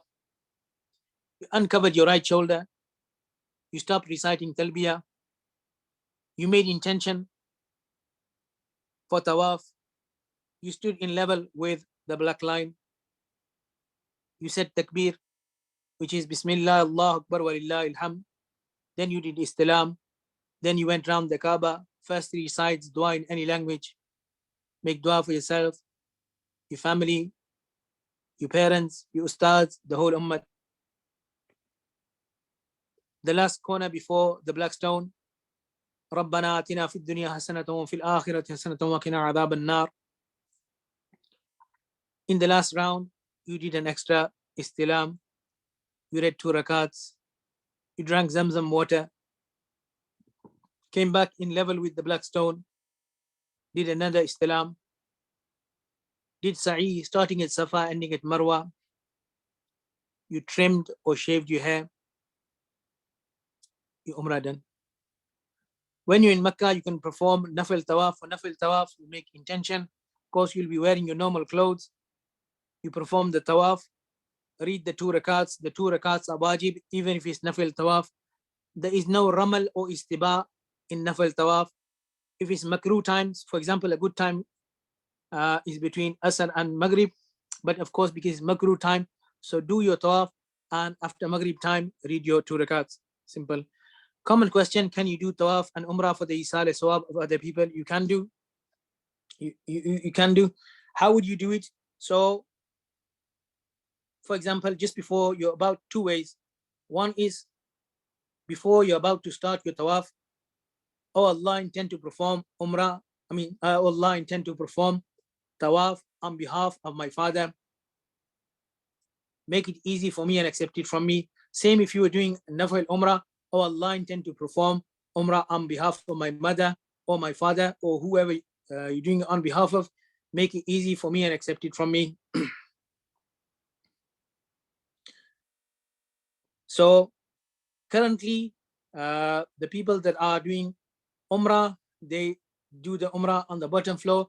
Those that are doing nafil tawaf, they're not allowed to do it downstairs. For them is the first floor.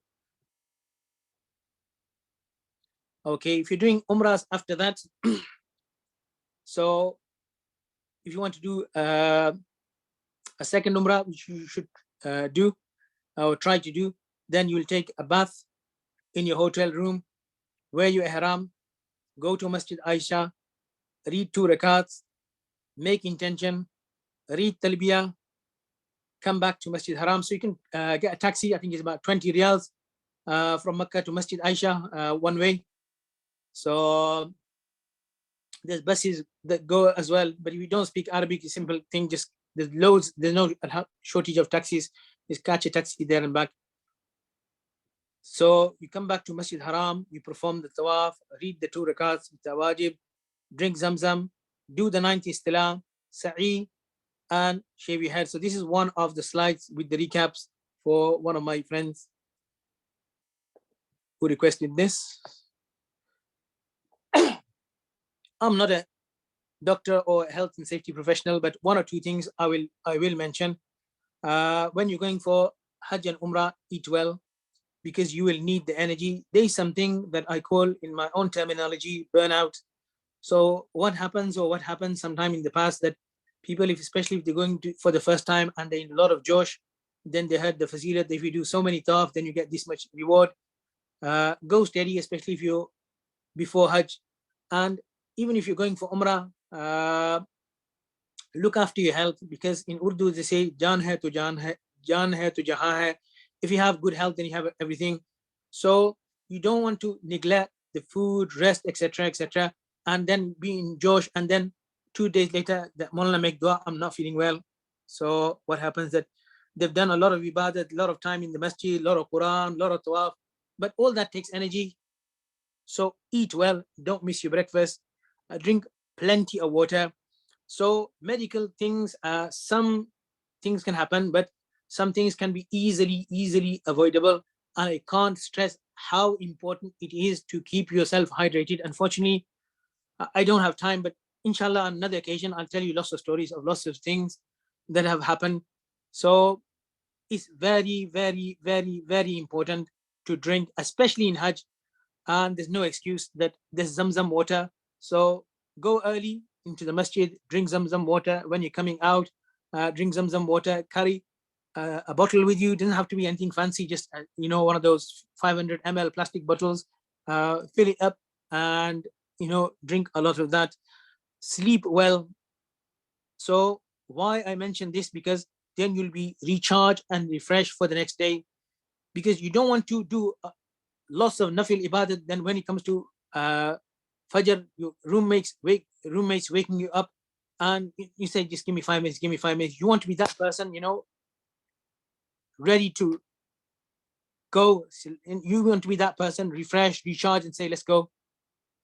So that's why it's very important. This gentleman, I mentioned that I will show you a slide with the shimagh. This is what this gentleman is wearing. The black ring what he's wearing is called egal. So the scarf, what I would say is, if you don't already have one, of course it doesn't have to be red and white. If you already have one, take it with you. If you don't, then buy one. It doesn't have to be designer label, just the cheapest one you can find. And the reason why I mentioned this is that to keep the sun, the midday sun off your head, especially once you've shaved your head, you're not going to have much hair to protect your head. So the midday sun for Zohar and Asr, when it's a little bit hot, you're going in December, it's not going to be that hot, but some people, they're a little bit sensitive to the sun. But still, if you do find that it's a bit hot, then just take one of these, just buy one of these, and to cover your head. Take your medication on time, take enough medicine, and take your medicine in your hand luggage. Some tips and tricks. So in my experience, I found this quite useful. It's laban. You can get this in all the supermarkets, like Bin Dawood, and even the local grocery store just around the corner. So it's like a runny yogurt. What we used to make is something which became known as smoothie espresso. So what was a smoothie espresso? We used to take a glass, fill it half with laban, and add a juice. So in this picture is our strawberry juice. Mango was quite popular as well. My favorite one is strawberry. Half a glass of laban, half a glass of juice. You mix it. So why it's called espresso smoothie? Because it's quick to make, and the yogurt has a cooling effect. And of course, these will not only keep your body cool, but also help you to sleep after Zohr as well, and for Kailula. So I'll explain about the Kailula at the end. Have a good breakfast. Don't skip breakfast. What to have in breakfast, of course, as I mentioned, I'm not a health professional, but drink well. So these are like juices, yogurt, this is fruit yogurt on the right hand side, melon, watermelon, those kind of fruit with a lot of water content. If you have something like this, which you will have, if you're staying in 4 or 5-star hotel, make use of it. Have a good breakfast, drink well, and of course, when you're in the masjid, drink lots of Zamzam water. Eat well, have a good breakfast, drinks, this fruit, eggs, etc.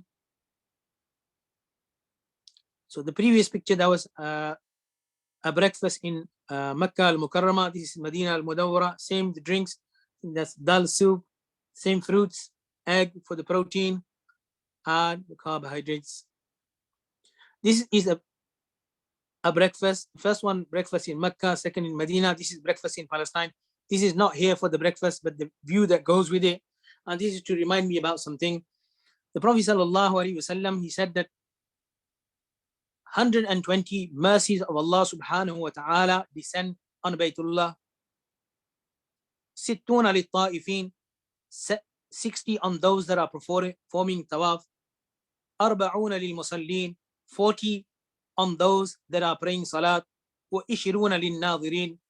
وَإِشْرُونَ لِلنَّاظِرِينَ is why I put this slide in here to remind me about one thing.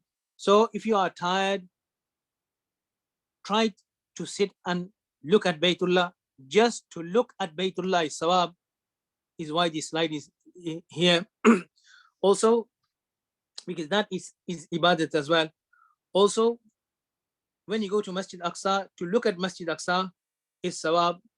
Abu Abdullah Muhammad ibn Abdullah al-Hakim al-Naysaburi in his Mustadrak al-Sahihain has mentioned a hadith. The last part of the hadith is وَلَا يُوشِكَنَّ أَن يَكُونَ لِلرَّجُلِ مِثْلَ شَطْنِ فَرْسِهِ مِنَ الْأَرْضِ حيث يرى منه بيت المقدس خير له من الدنيا جميعا أو خير له من الدنيا وما فيها.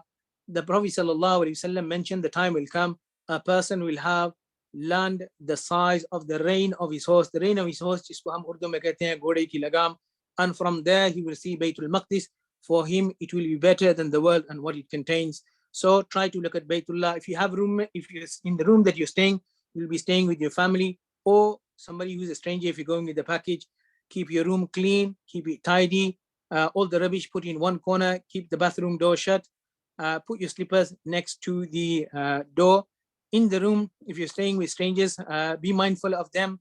When you come, if you're coming in at a different time, don't turn on the lights if they're all sleeping, and don't make a racket. If you're coming late, come quietly and let them rest. Try to go sleep early and try to wake early for tahajjud. Be mindful of your roommates. That's why that picture is there.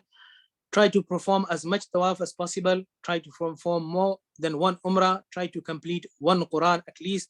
Don't waste your time on social media. Allah subhanahu wa ta'ala has blessed you with a golden opportunity. Allah wanted you to be there. Be grateful for that opportunity. Not everyone gets that opportunity. So spend your time wisely. Try to go to sleep early. Wake up for tahajjud. Departing from Mecca, there is no tawaf al-wida. That's only in Hajj, and that's for afaqi. So, but when a person makes the tawaf, he should make dua that Allah accept my coming here, and don't make this my last coming here, and forgive my shortcomings. And when a person is leaving Mecca, he should make istighfar that Allah forgive him for any shortcomings, and because of that, may Allah not deprive us from going there again. Now, visiting Medina al-Munawwara, what is ziyarat of Medina al-Munawwara is to present oneself in the sacred court of Rasulullah sallallahu alaihi wasallam, i.e. to visit the grave of the Prophet sallallahu alaihi wasallam. Manzara, the Prophet sallallahu alaihi wasallam said, whoever visits my grave, my intercession becomes obligatory for him.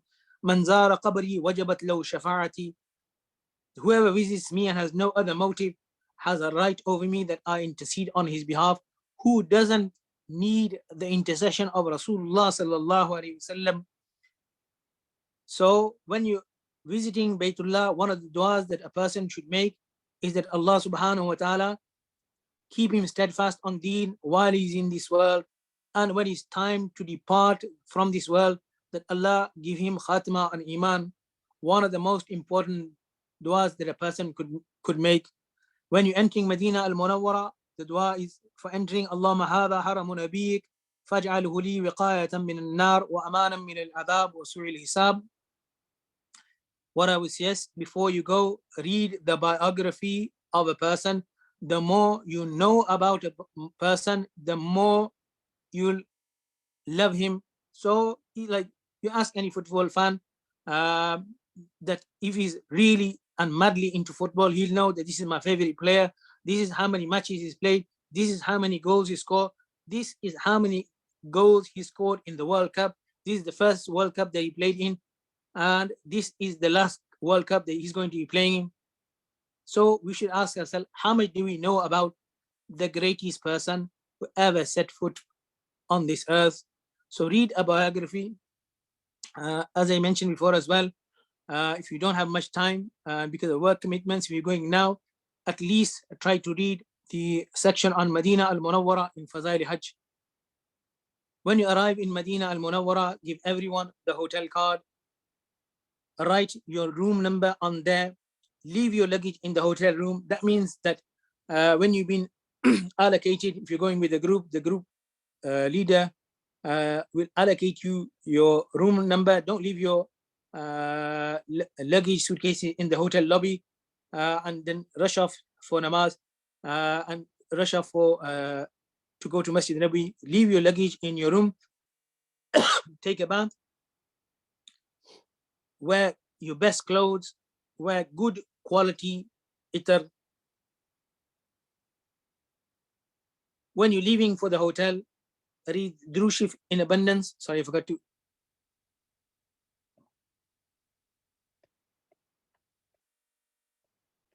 Just going to go back because I showed you a slide and didn't explain why. Okay, in here, the Quran has a blue cover. The reason why I put this slide in here, because when you go to Medina al-Munawwara and Makkah al-Mukarramah, there will be Qurans. Usually the cover is green. Those are in the Arabic script, Arabic type of writing. This is more the writing. If it's a blue cover, this is the writing that we are used to, the 13 lines of the African Qurans, etc. This is that kind of style of writing. So I just remembered that I didn't mention about that. So what I would also recommend, as you saw in that slide, there's the Quran and there's the tasbih. Buy, if you don't have a tasbih, buy yourself a tasbih. And when you're leaving the hotel, read Durood Sharif. The smallest and the shortest Durood Sharif is Sallallahu Alaihi Wasallam. So if you set yourself a target, you will achieve that target.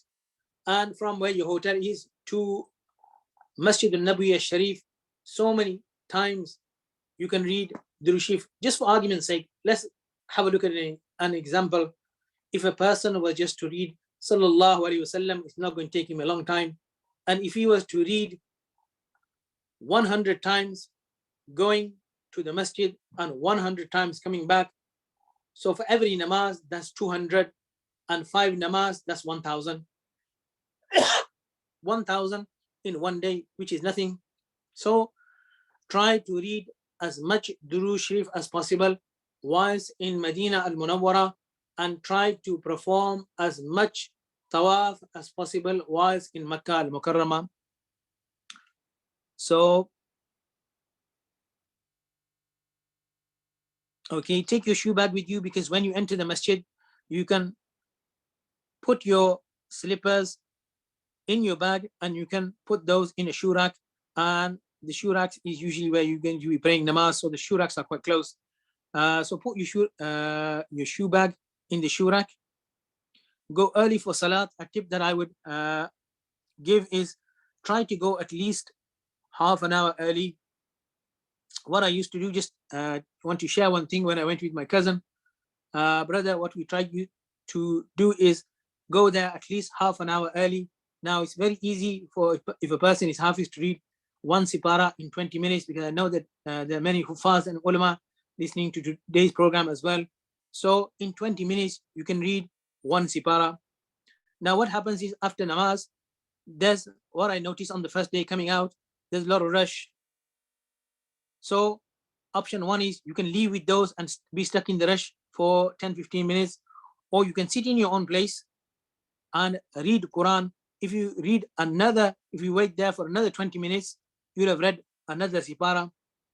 So if you go for 5 namaz, which you will, and you read two siparas, one before, one after, then in one day, you'll have read 10 siparas. In 3 days, you will have finished one Quran, and you will have avoided the rush. If you go early, then there's less people at the Zamzam drums as well. So go early, drink Zamzam, sit, read Quran. Then after namaz, sit, read another sipara, and then when you come out, of course, the rush has died down for the Zamzam place as well. Drink Zamzam and then come out. So this is just a tip I wanted to share. This slide, I think it was in the previous webinar as well, but when you're entering these doors, this is where you will make niyat of i'tikaf. So like I mentioned, the 3 most virtuous places in the world to do i'tikaf, Masjid al-Haram, Masjid al-Nabawi, and Masjid al-Aqsa. It's not every day that we're going to get an opportunity to visit these places. So from now, we get ourselves into the habit of making this i'tikaf, so that when we are at these places, we will make niyat of i'tikaf. That's why I mentioned in the beginning as well, that have pen and paper to make notes. So you'll enter with the right foot, make intention for i'tikaf. I'tikaf you can make in any language. Lift your shoes with the left hand, put them in your shoe bag, keep the shoes with you in the shoe rack next to you. The dua for entering the masjid, Bismillah wa salatu wa salamu ala Rasulillah, Allahumma aftah li abwaab rahmatik. Dua for exiting the masjid, Bismillah wa salatu wa salamu ala Rasulillah, Allahumma inni as'aluka min fadlik. The difference in words is amazing. When you're entering the masjid, you're asking for the rahmat of Allah subhanahu wa ta'ala. You're entering a masjid and you will ask for rahmat. Rahmat and fadl, what's the difference? Without going into a long, detailed lecture, rahmah is to do with the hereafter, fadl to do with the world. So you're asking for Allah subhanahu wa ta'ala when entering the masjid to allow you, to grant you to do the tawfiq of those good deeds that will benefit you in the hereafter. When you're coming out, you're going to your job, you're earning your livelihood, so you're asking for good in this world. So if no other dua was accepted and just the dua of entering and leaving the masjid, you're asking for good in the hereafter and you're asking for good in the world. Amazing. Even in Masjid Nabawi, there are the Zamzam drums, so you can get Zamzam there as well. Outside Masjid Nabawi, and also outside Baytullah. One example is from gate 71 to gate 72. Outside there are places. This is opposite Darut Tawheed, and where the old Hilton was, and where the Bin Dawood is, the old one. So gate 71 to 72 is that side. Between the two gates, there is a row of taps where you can fill your water bottles from outside as well. This is Riyadul Jannah. Riyadul Jannah. This is what you need the app for, to book a slot. And the Prophet ﷺ mentioned that that between my house, ma bayna bayti wa minbari rawdatun min riyadil jannah, is Riyadul Jannah. This is what you need the app for. How do you know that you've entered Riyadul Jannah?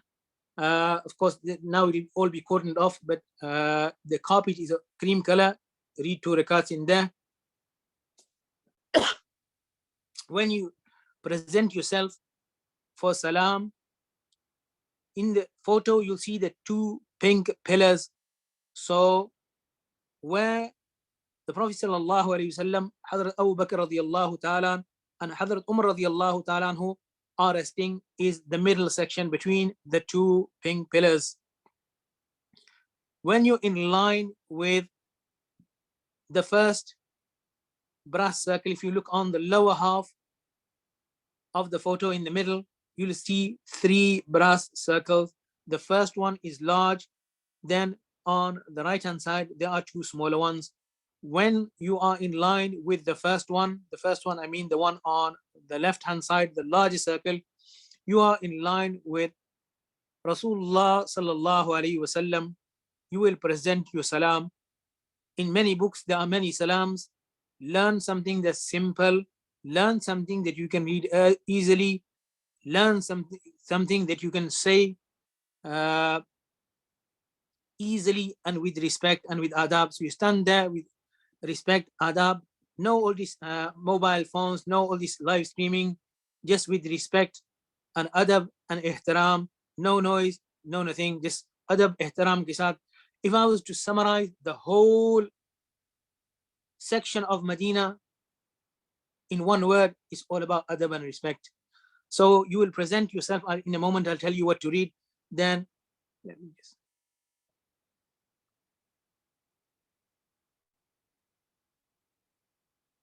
this is what I'm talking about currently. So when you stood here, this is in line with Hazrat Abu Bakr radiyallahu ta'ala anhu, and this is in line with Hazrat Umar radiyallahu ta'ala anhu. So it's quite clear, but I just wanted to make sure that everybody's understood what I'm saying.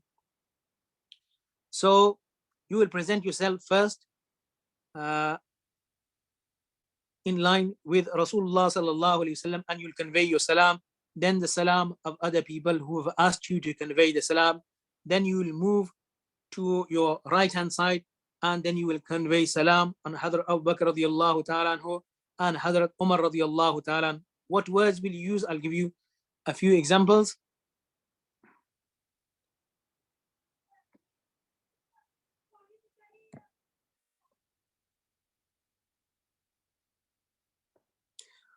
So as-salatu was-salamu alayka ya Rasulullah, as-salatu was-salamu alayka ya Nabi Allah, as-salatu was-salamu alayka ya Sayyid al-Anbiya'i wal-Mursaleen wa rahmatullahi wa barakatuh. This is just one example. Of course, in Mullah Salim Saab's kitab, there's mention of simple salat and salam as well. Have a look at that and learn something simple. As-salatu was-salamu alayka ya Rasulullah, something simple. Then when you move in line with Abu Bakr radiyallahu ta'ala, Assalamu alayka ya Sayyidina Abu Bakr as-Siddiq, Assalamu alayka ya Khalifata Rasulullah, Assalamu alayka ya Sahiba Rasulullah fil ghar wa rahmatullahi wa barakatuh. Then moving on a little bit more to your right hand side, Assalamu alayka ya Umar ibn al-Khattab, Assalamu alayka ya Amir al-Mu'mineen, Assalamu alayka ya Aba al-Fuqara'i wal-Du'afa'i wal-Aram wal-Aytami wa rahmatullahi wa barakatuh. During your stay in Medina al-Munawwara, shop with the intention of helping the people of Medina al-Munawwara. Give the poor people sadaqah. When I say poor people, one good example is you can give the cleaners who clean Medina al-Munawwara. Try to read as much Juru Sharif as possible. Be nice to the people. Don't say anything bad about Medina or anything to do with Medina al-Munawwara. Read the section of Medina al-Munawwara in Fadail Hajj. This is the Hashmi Hotel in Palestine. If you're wondering why do we have this photo here, because I wanted a picture of a cozy reception area. The reason why, because when I go with groups to Masjid Aqsa, one thing I mentioned to them, that don't waste your time. It's a very cozy place. Have tea, etc. There's tea opposite this, but don't waste your time at night chatting with people. It has a cozy reception area and even more spectacular roof. But the thing is that it's a good place to have tea, but don't waste your time. So at night, don't waste your time in Gupshup. Go to sleep early and wake for Tahajjud and wake up. Try to wake up for Tahajjud. I'm coming to the end, and inshallah, I will try to finish for bang on three.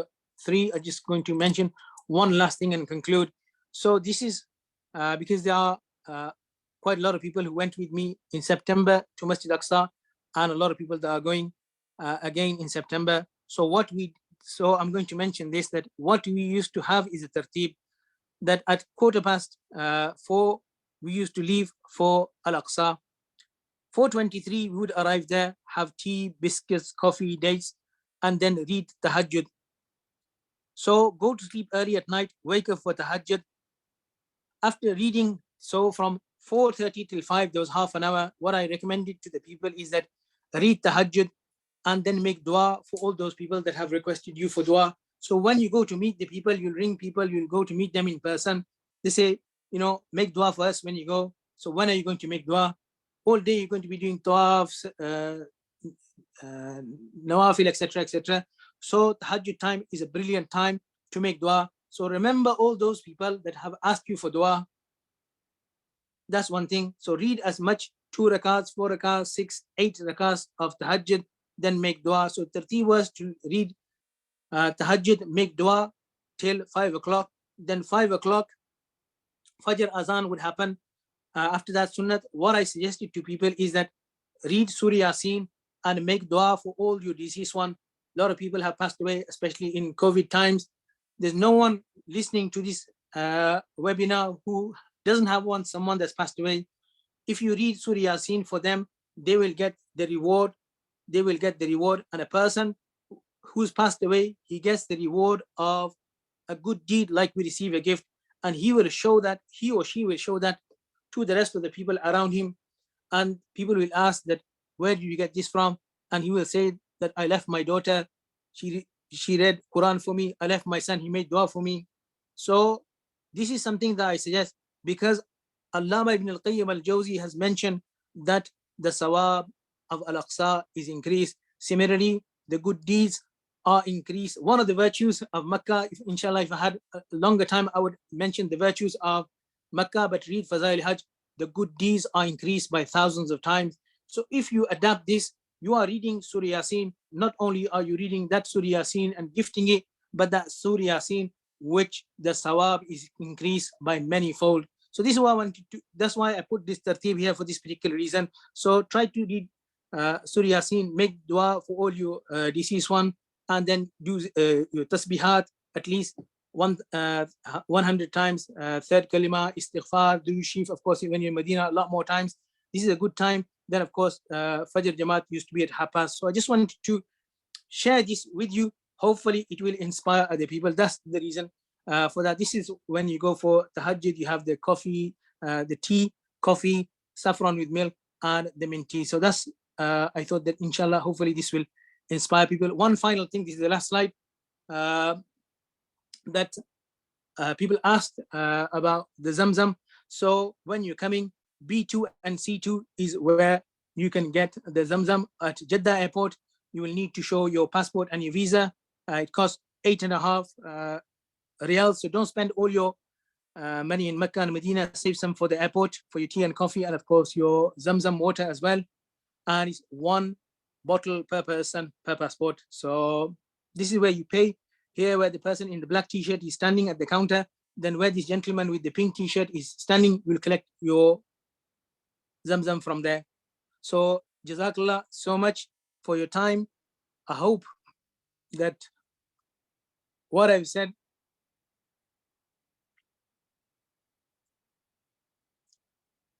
proves beneficial. May Allah take you safely, bring you back safely, and accept your Hajj and your Umrah. Jazakallah ahsanul jazak.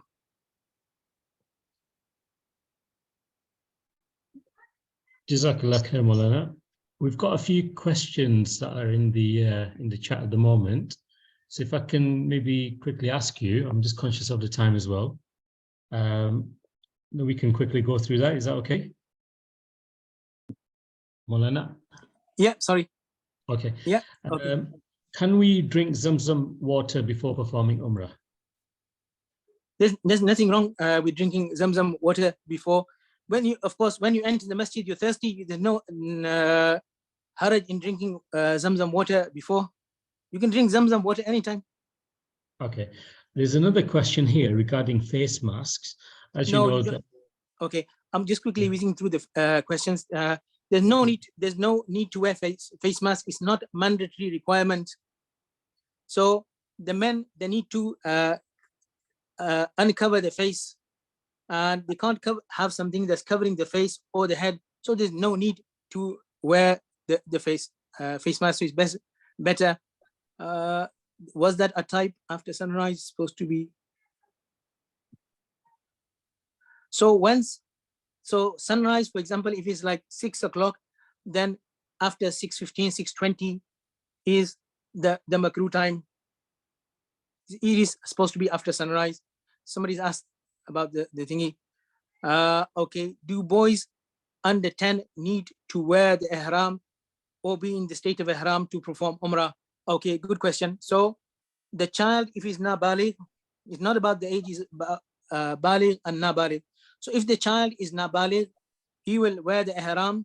He will wear the ihram and perform the Umrah. Because he's a minor, he's not baligh, there's no penalty on him. So if he makes any mistakes, there's no issue with that. Okay. Why use a tasbih when the Prophet ﷺ didn't do so? Okay. So the tasbih is to count, is to count the number of rounds. If you don't want to use that, if you want to use your fingertips, you can do. You don't have to. It's not like lazim. It's not part of the requirements of using a tasbih. But if you have a tawaf tasbih, then it's a lot easier to remember the number of rounds that you've done. That reminds me something else as well. If you are in doubt whether you've done 6 rounds or 5 rounds, then the best thing is that, not the best thing, or so if it's 5 or 6 and you're in doubt, so you'll go with the lower number. Similarly, when you're reading namaz and you think that is it 3 rakats or is it 4, so you just go with 3. Okay, please. Okay. A common question that we got asked in the chat was the COVID vaccination. So it's not a requirement, regardless of whichever visa you're going on, whether it's Umrah visa or e-visa, to have the COVID vaccines. However, if you ask health professionals, they'll say it's probably recommended. So Rashid, about going as a family, does everyone have to book separately on the smartphone for Rawdah? Best to? At the moment, it's allowing families or for you to add companions to the app. Whether it works is another story. So I'd be keen to see or get some feedback from yourselves as well, and so we can feed that back. It was something that you weren't, or you couldn't do earlier, but it is now allowed on the app. So you should be able to, as long as you've got a valid visa, you should be able to tag other people to your group. So we're aware that, regardless of the age, but some people may not have access to smartphones and permits. Now, talking about permits, depending on the situation in Mecca and Medina, especially that you're going during the very peak time around the December holidays, it can get very busy. And as such, the authorities can change the rules or maybe a little bit more, diligent in the way that they will be checking the apps and checking your permits. But you'll have to be, it can change from time to time. So be aware and work with the authorities there, because ultimately they need to ensure that it's a very safe environment for people to perform their Hajj, perform their Umrah, and to do the Rawdah prayers as well. Okay, Jazakallah for that. It gives me some time to look at the questions. So going back to the questions, can we do Umrah for multiple people at the same time? Brilliant question. I should have covered that. I didn't. But two ways you can do your Umrah. First, your Nafal Umrah. So for example, the first one is, oh Allah, I intend to perform Umrah on behalf of my father. Make it easy for me and accept it from me. When you do Sa'i, oh Allah, I intend to perform Sa'i on behalf of my father, etc. That's one way. Second way is you do the Umrah as normal, and then after that you make dua, oh Allah, accept this Umrah and convey the sawab to my father, my mother, my grandparents, etc., etc. So yes, you can convey the sawab of one Umrah to multiple people. Can you please share the final dua you mentioned for entering the masjid? The dua is Allah, Bismillahi wassalatu wassalamu ala Rasulillah, Allahumma aftah li abwaba rahmatik. The dua for coming out, Bismillahi wassalatu wassalamu ala Rasulillah, Allahumma inni as'aluka min fadlik. The question about the mandatory meningitis jab, she's by answered, so there's no requirements. Do we wash the ihram before we wear them? There is no need to. Okay, so can you go to sleep once arrived hotel in Mecca? Yes, if you had a long journey or you have to perform Umrah straight away, it is mustahab to perform the Umrah straight away, but there's no haraj in having a rest. If you're tired, then I would suggest having a rest. So for example, the last time I went, just to give you an example, arrived there in Mecca, read Maghrib, read Isha, stayed after Isha, went for food, had the food, and I went to sleep for 2 hours, and I woke up at 12 o'clock. So the sleep helped me. So I don't want you to go Umrah and do Umrah and you're tired and you're hungry, because you're not going to have that same enthusiasm once you recharge, refresh. That's why I put that particular slide in about eating, drinking, and sleeping is very, very important. So yes, the answer is yes to answer the question. Assalamu alaikum. Can we do 2 rakats for Umrah at Miqat Masjid Zul Hulayfa? If you are going to Medina first and then coming to Mecca, you can read those 2 rakats at the hotel. But the best thing is read them at Masjid Zul Hulayfa. Yes, the answer is yes. So you will read your 2 rakats in Masjid Zul Hulayfa, is known as Bi'ri Ali, Abiyari Ali as well. You will read the 2 rakats there, and then you will make intention. Then that's when you come into the state of Ihram. There's an online poll as Moulana is answering questions. If you want to quickly just fill it, just answer them questions, that'll be great. So, okay, let me see. Someone's asking about booking the 5 Salah on the Nusuk App. It's no longer required. So the Nusuk App is only in use for booking Umrah slots and for Rawdah prayers only. You don't need to book any slots for Salah. And just a note about the Umrah slots. It basically shows you as a traffic light system, red, amber, green. Don't be dismayed or swayed not to book if it's showing as red. There's still a lot of capacity in Masjid al-Haram as well to perform your Umrah at a specific time. Okay, getting back to the questions. Somebody's asked about bringing Zamzam in the suitcase. It's not something that I would recommend. I don't know whether they check or not. Maybe Rashid Bhai can shed some light once I've answered these questions. Luggage requirements on the train. I was going to put the slide in there, but if you go on to the website, we type in Haramain High-Speed Railway. The first link that you come for is the Haramain High-Speed Railway.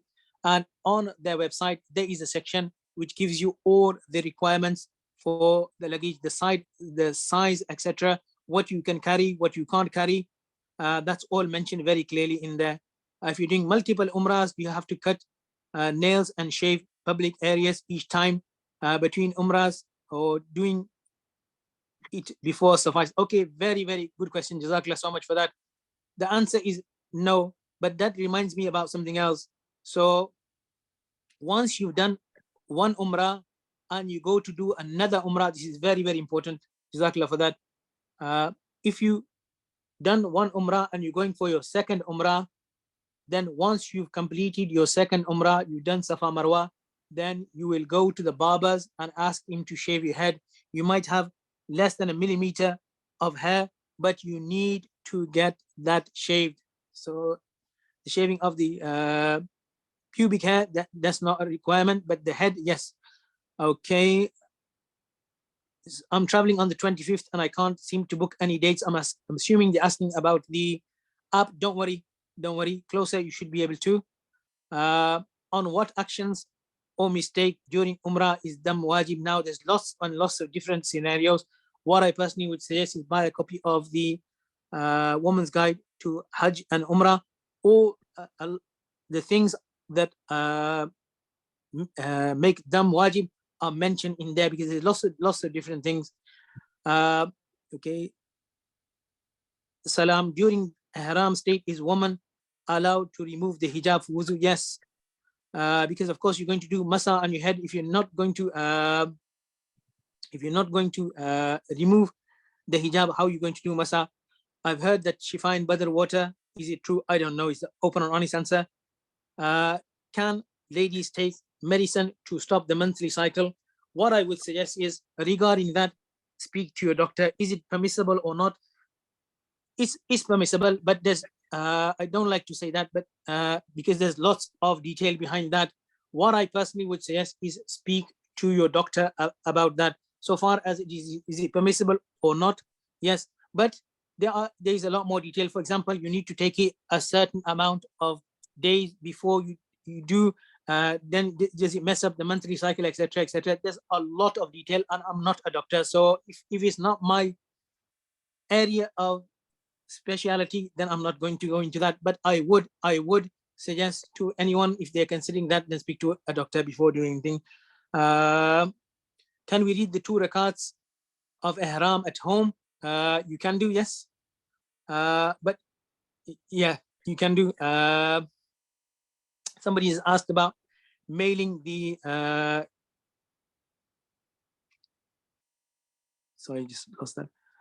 About mailing the Zamzam drums. There are companies, but I'm not aware personally of any companies myself. Sorry, Zamzam can't be exported, so you cannot. It can't be. Okay, exactly answering that. Outside of your luggage allowance, and again, check with the airline as well. So as you said, we can sleep in ihram. Do we pray wajib nafil also and make intention before wearing full ihram and sleep? Or do we make intention after waking up? So this sleeping, I'm assuming that's when you're in Mecca. So what will happen is that before you arrive in Jeddah, you'll already be in the state of ihram. So the reading of the 2 rakats that will already done before that, not when you go to sleep and wake up in Mecca. Okay, somebody asked, if you are reaching there late, worried about doing Umrah later, as we will be in the state of ihram. Now, what I would suggest as a tip, and I think Rashid mentioned as well, that when you're booking your slot for Umrah, one thing is that bear in mind all these factors, that from the time you think you're going to arrive there, add a little bit more time, you could be delayed, you will be tired. Factor into that the time that you're going to be praying salat, have some food, especially with your family, look after your family.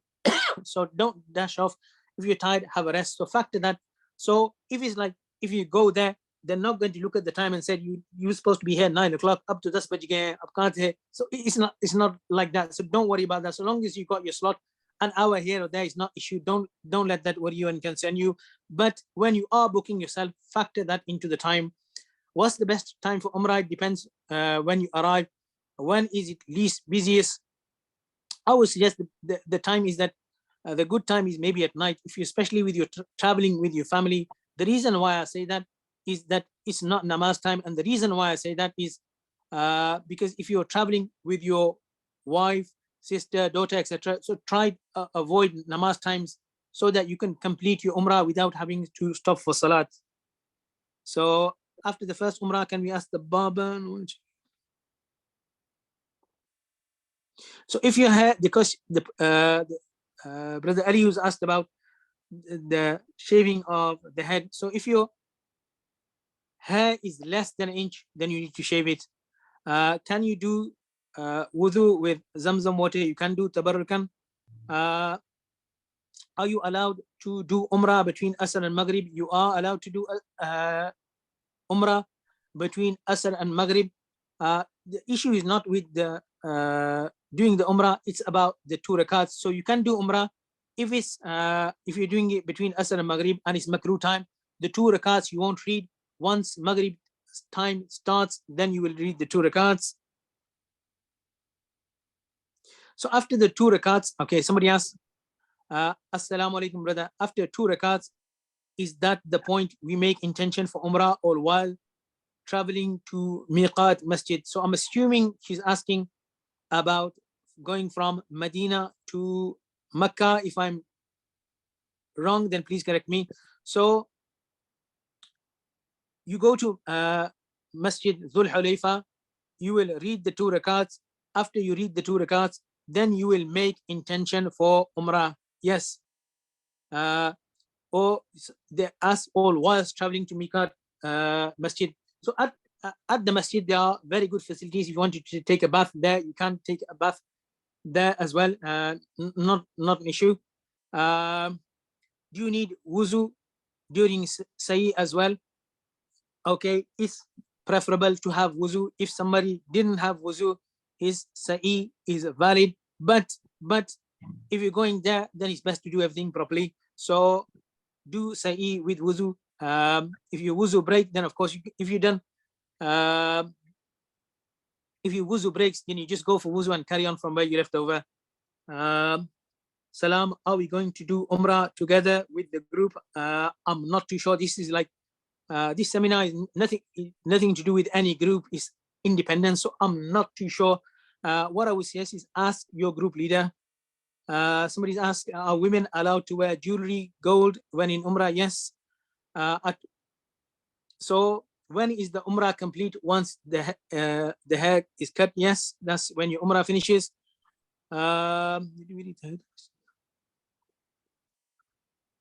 The Hayyatul Masjid of Masjid Haram is the Umrah itself.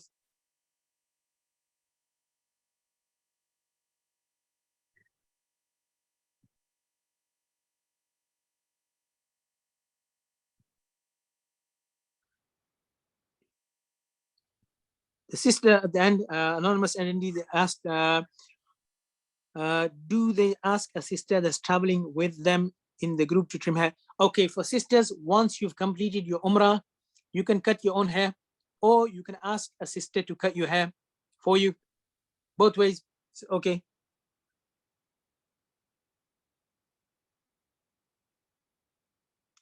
So Rashid bhai, at the end, somebody's asked, are we allowed to bring Zamzam if we have a tourist visa? It's hit and miss. Depending on the airline, they can be flexible, but I would check with the airline. Just to give you an example, we've had somebody feedback they've booked it with Pegasus, and what Pegasus have said to them, and again, you need to check this on your own as well, that it's part of your luggage allowance. So if you have a luggage allowance of 20 kilos, allow 15 for your normal luggage and 5 kilos, which will be checked in separately. Yeah, Zamzam can't be put into your suitcase separately at check-in. Again, check with your airline. Others are a little bit more lenient. So depending on who you're going with, they'll have Zamzam additionally to your luggage allowance as well. But please check with your airline before.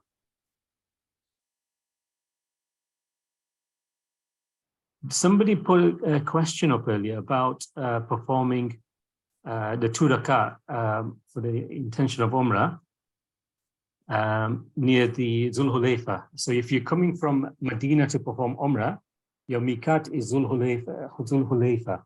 Now, if you're going by car or taxi or a coach, you'll have the opportunity to perform that the 2 rakats there. However, if you're going by train, my advice to you all is make sure that you've done this either at the hotel before you get to the train station, or certainly make your niyyah before then, because when you get onto the train, within seconds, even a few minutes, you'll actually reach the miqat, the Zul Hulayfa, and whiz past it, because this train travels at 300 kilometers an hour, and you won't know that you've actually gone past, although they do make announcements on the train as well. So just be mindful and plan ahead.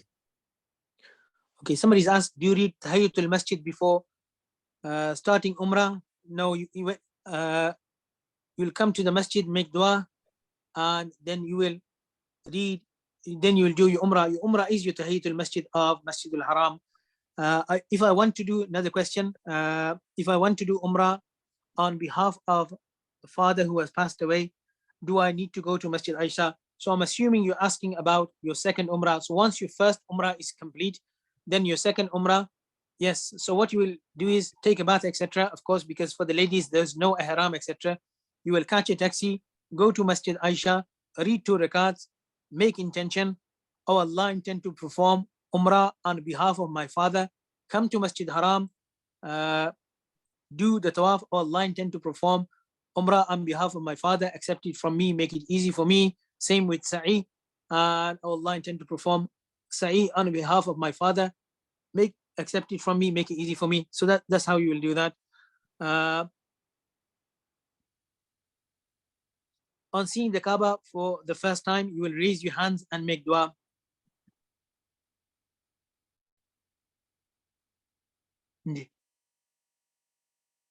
Is wudu necessary for Sa'i? Somebody's asked that and I've answered that. Is not, the answer I gave was is not necessary, but a person should have wuzu, because that's the proper way to do it. And if you're doing Umrah, then best to be mindful of all the adab and mustahab, so you get the maximum reward. So if a person didn't have wuzu, for example, a person is doing Sa'i on the 3rd round, his wuzu broke, come do wuzu, and then from where you left off, carry on. If a person completed the Sa'i without wuzu, his Sa'i is valid. That's the answer I give.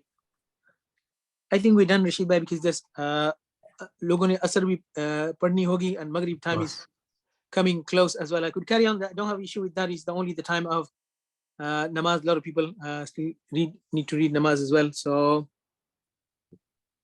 well, on that note, Jazakallah khair, Moulana, for really guiding us through the Umrah, and I hope it's been beneficial to everybody who attended. And please do share the content on your social media with others as well. We'll be sharing the slides, and we'll be sharing the link to our YouTube channel as well, where you can actually re-watch all of this as well at your own leisure. So once again, Jazakallah khair.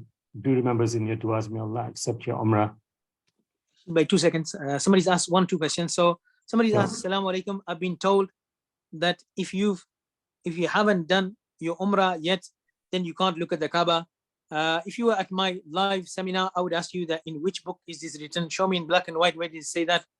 And one thing I'm going to say, it hurts me a lot and it's very, very painful. In the days of Hajj, I'm in lots and lots of one groups. And very, very sadly, I don't like to say this, but I am lots of people who are not qualified. They just answering questions left, right, and center, and it's shocking. It hurts a lot. It's very, very painful. And bear in mind that if you're not qualified, then don't answer any questions. When you go for Hajj and Umrah, help people, be helpful for them. But if you're not qualified, then don't answer these questions. You wouldn't go to a mechanic to get your eyes tested, and you wouldn't take your car to the optician unless he's a mechanic.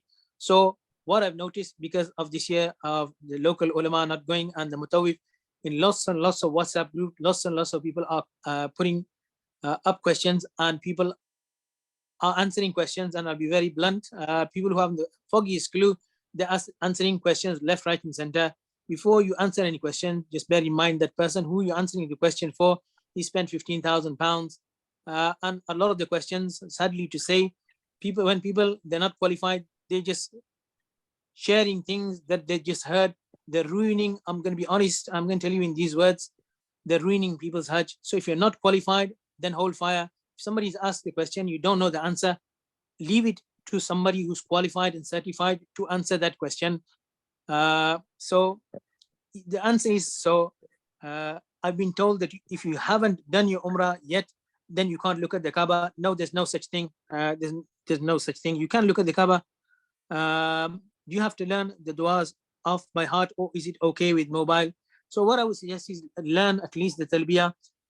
It is permissible to read the du'as off by heart. If you were in my presentation seminar, I would ask you, what du'as are you talking about? Because the dua, when you see Kaaba for the first time, you can make in any language. Dua, when you're going around the Kaaba, you can make in any language, and that's the best thing. That with you, from the depth of your heart, that moment is between you and Allah. So from the depth of your heart, you can ask. You don't need to read from a book. One is that you read the duas parafashion, that Rabbana, and and one is you walking around at your own leisure, at your own pace, and you're making the du'as from the depth of your heart. That's the best way to make dua. So if you, so far as you're asking any particular dua, you can, is it permissible to read off the phone? Yes, it's permissible to read off the phone or the book, but you'll find it more peaceful if you do it this way. So how can we make dua at the first point of seeing Kaaba for the first time?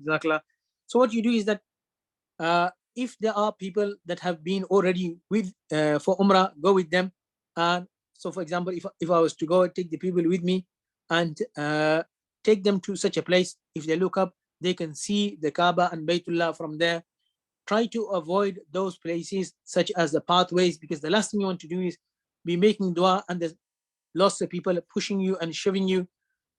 So stand on the side of the tip is like a bookcase. So on the side you have a pillar or a bookcase, so you got nobody coming in that direction. Or stand in a place where it's not a pathway, so you can stand and make dua. That's why it's important that before you leave your hotel, you visited the bathroom, you're not hungry, you're not thirsty, so you can make dua properly and make long dua. So you look at the Kaaba, you lift your hands and make dua. So Jazakallah Ahsanul Jazaa for all your questions and your time. May Allah subhanahu wa ta'ala take you safely. May Allah subhanahu wa ta'ala bring you back safely. May Allah accept your Hajj and Umrah and your Zarat. Inshallah, the next program we will be having will be on the 5th of February. We did one in October. The things that have changed, we have changed the slides. Those that saw the previous one will notice a lot of the slides have been changed. And inshallah, all the latest information, the updates, etc., inshallah, we'll be adding to the presentations, and we'll be presenting inshallah on the 5th. And after the 27th of Ramadan, usually is when we announce when our Hajj seminars are taking place. So once again, Jazakallah. Just like to take this opportunity to thank Rashid Bhai and the British Council of Hajjis for allowing me the opportunity to convey the message of Allah and His Rasul. And I'd like to thank every single person that has assisted in any way, by sharing photos, by sending messages of encouragement, sending screenshots of the tickets that they booked for this presentation. May Allah take you all safely. May Allah bring you all safely. Remember us in your all du'as. Take care, stay safe, and inshallah we'll see you again in the future. Jazakallah ahsanul jazaa.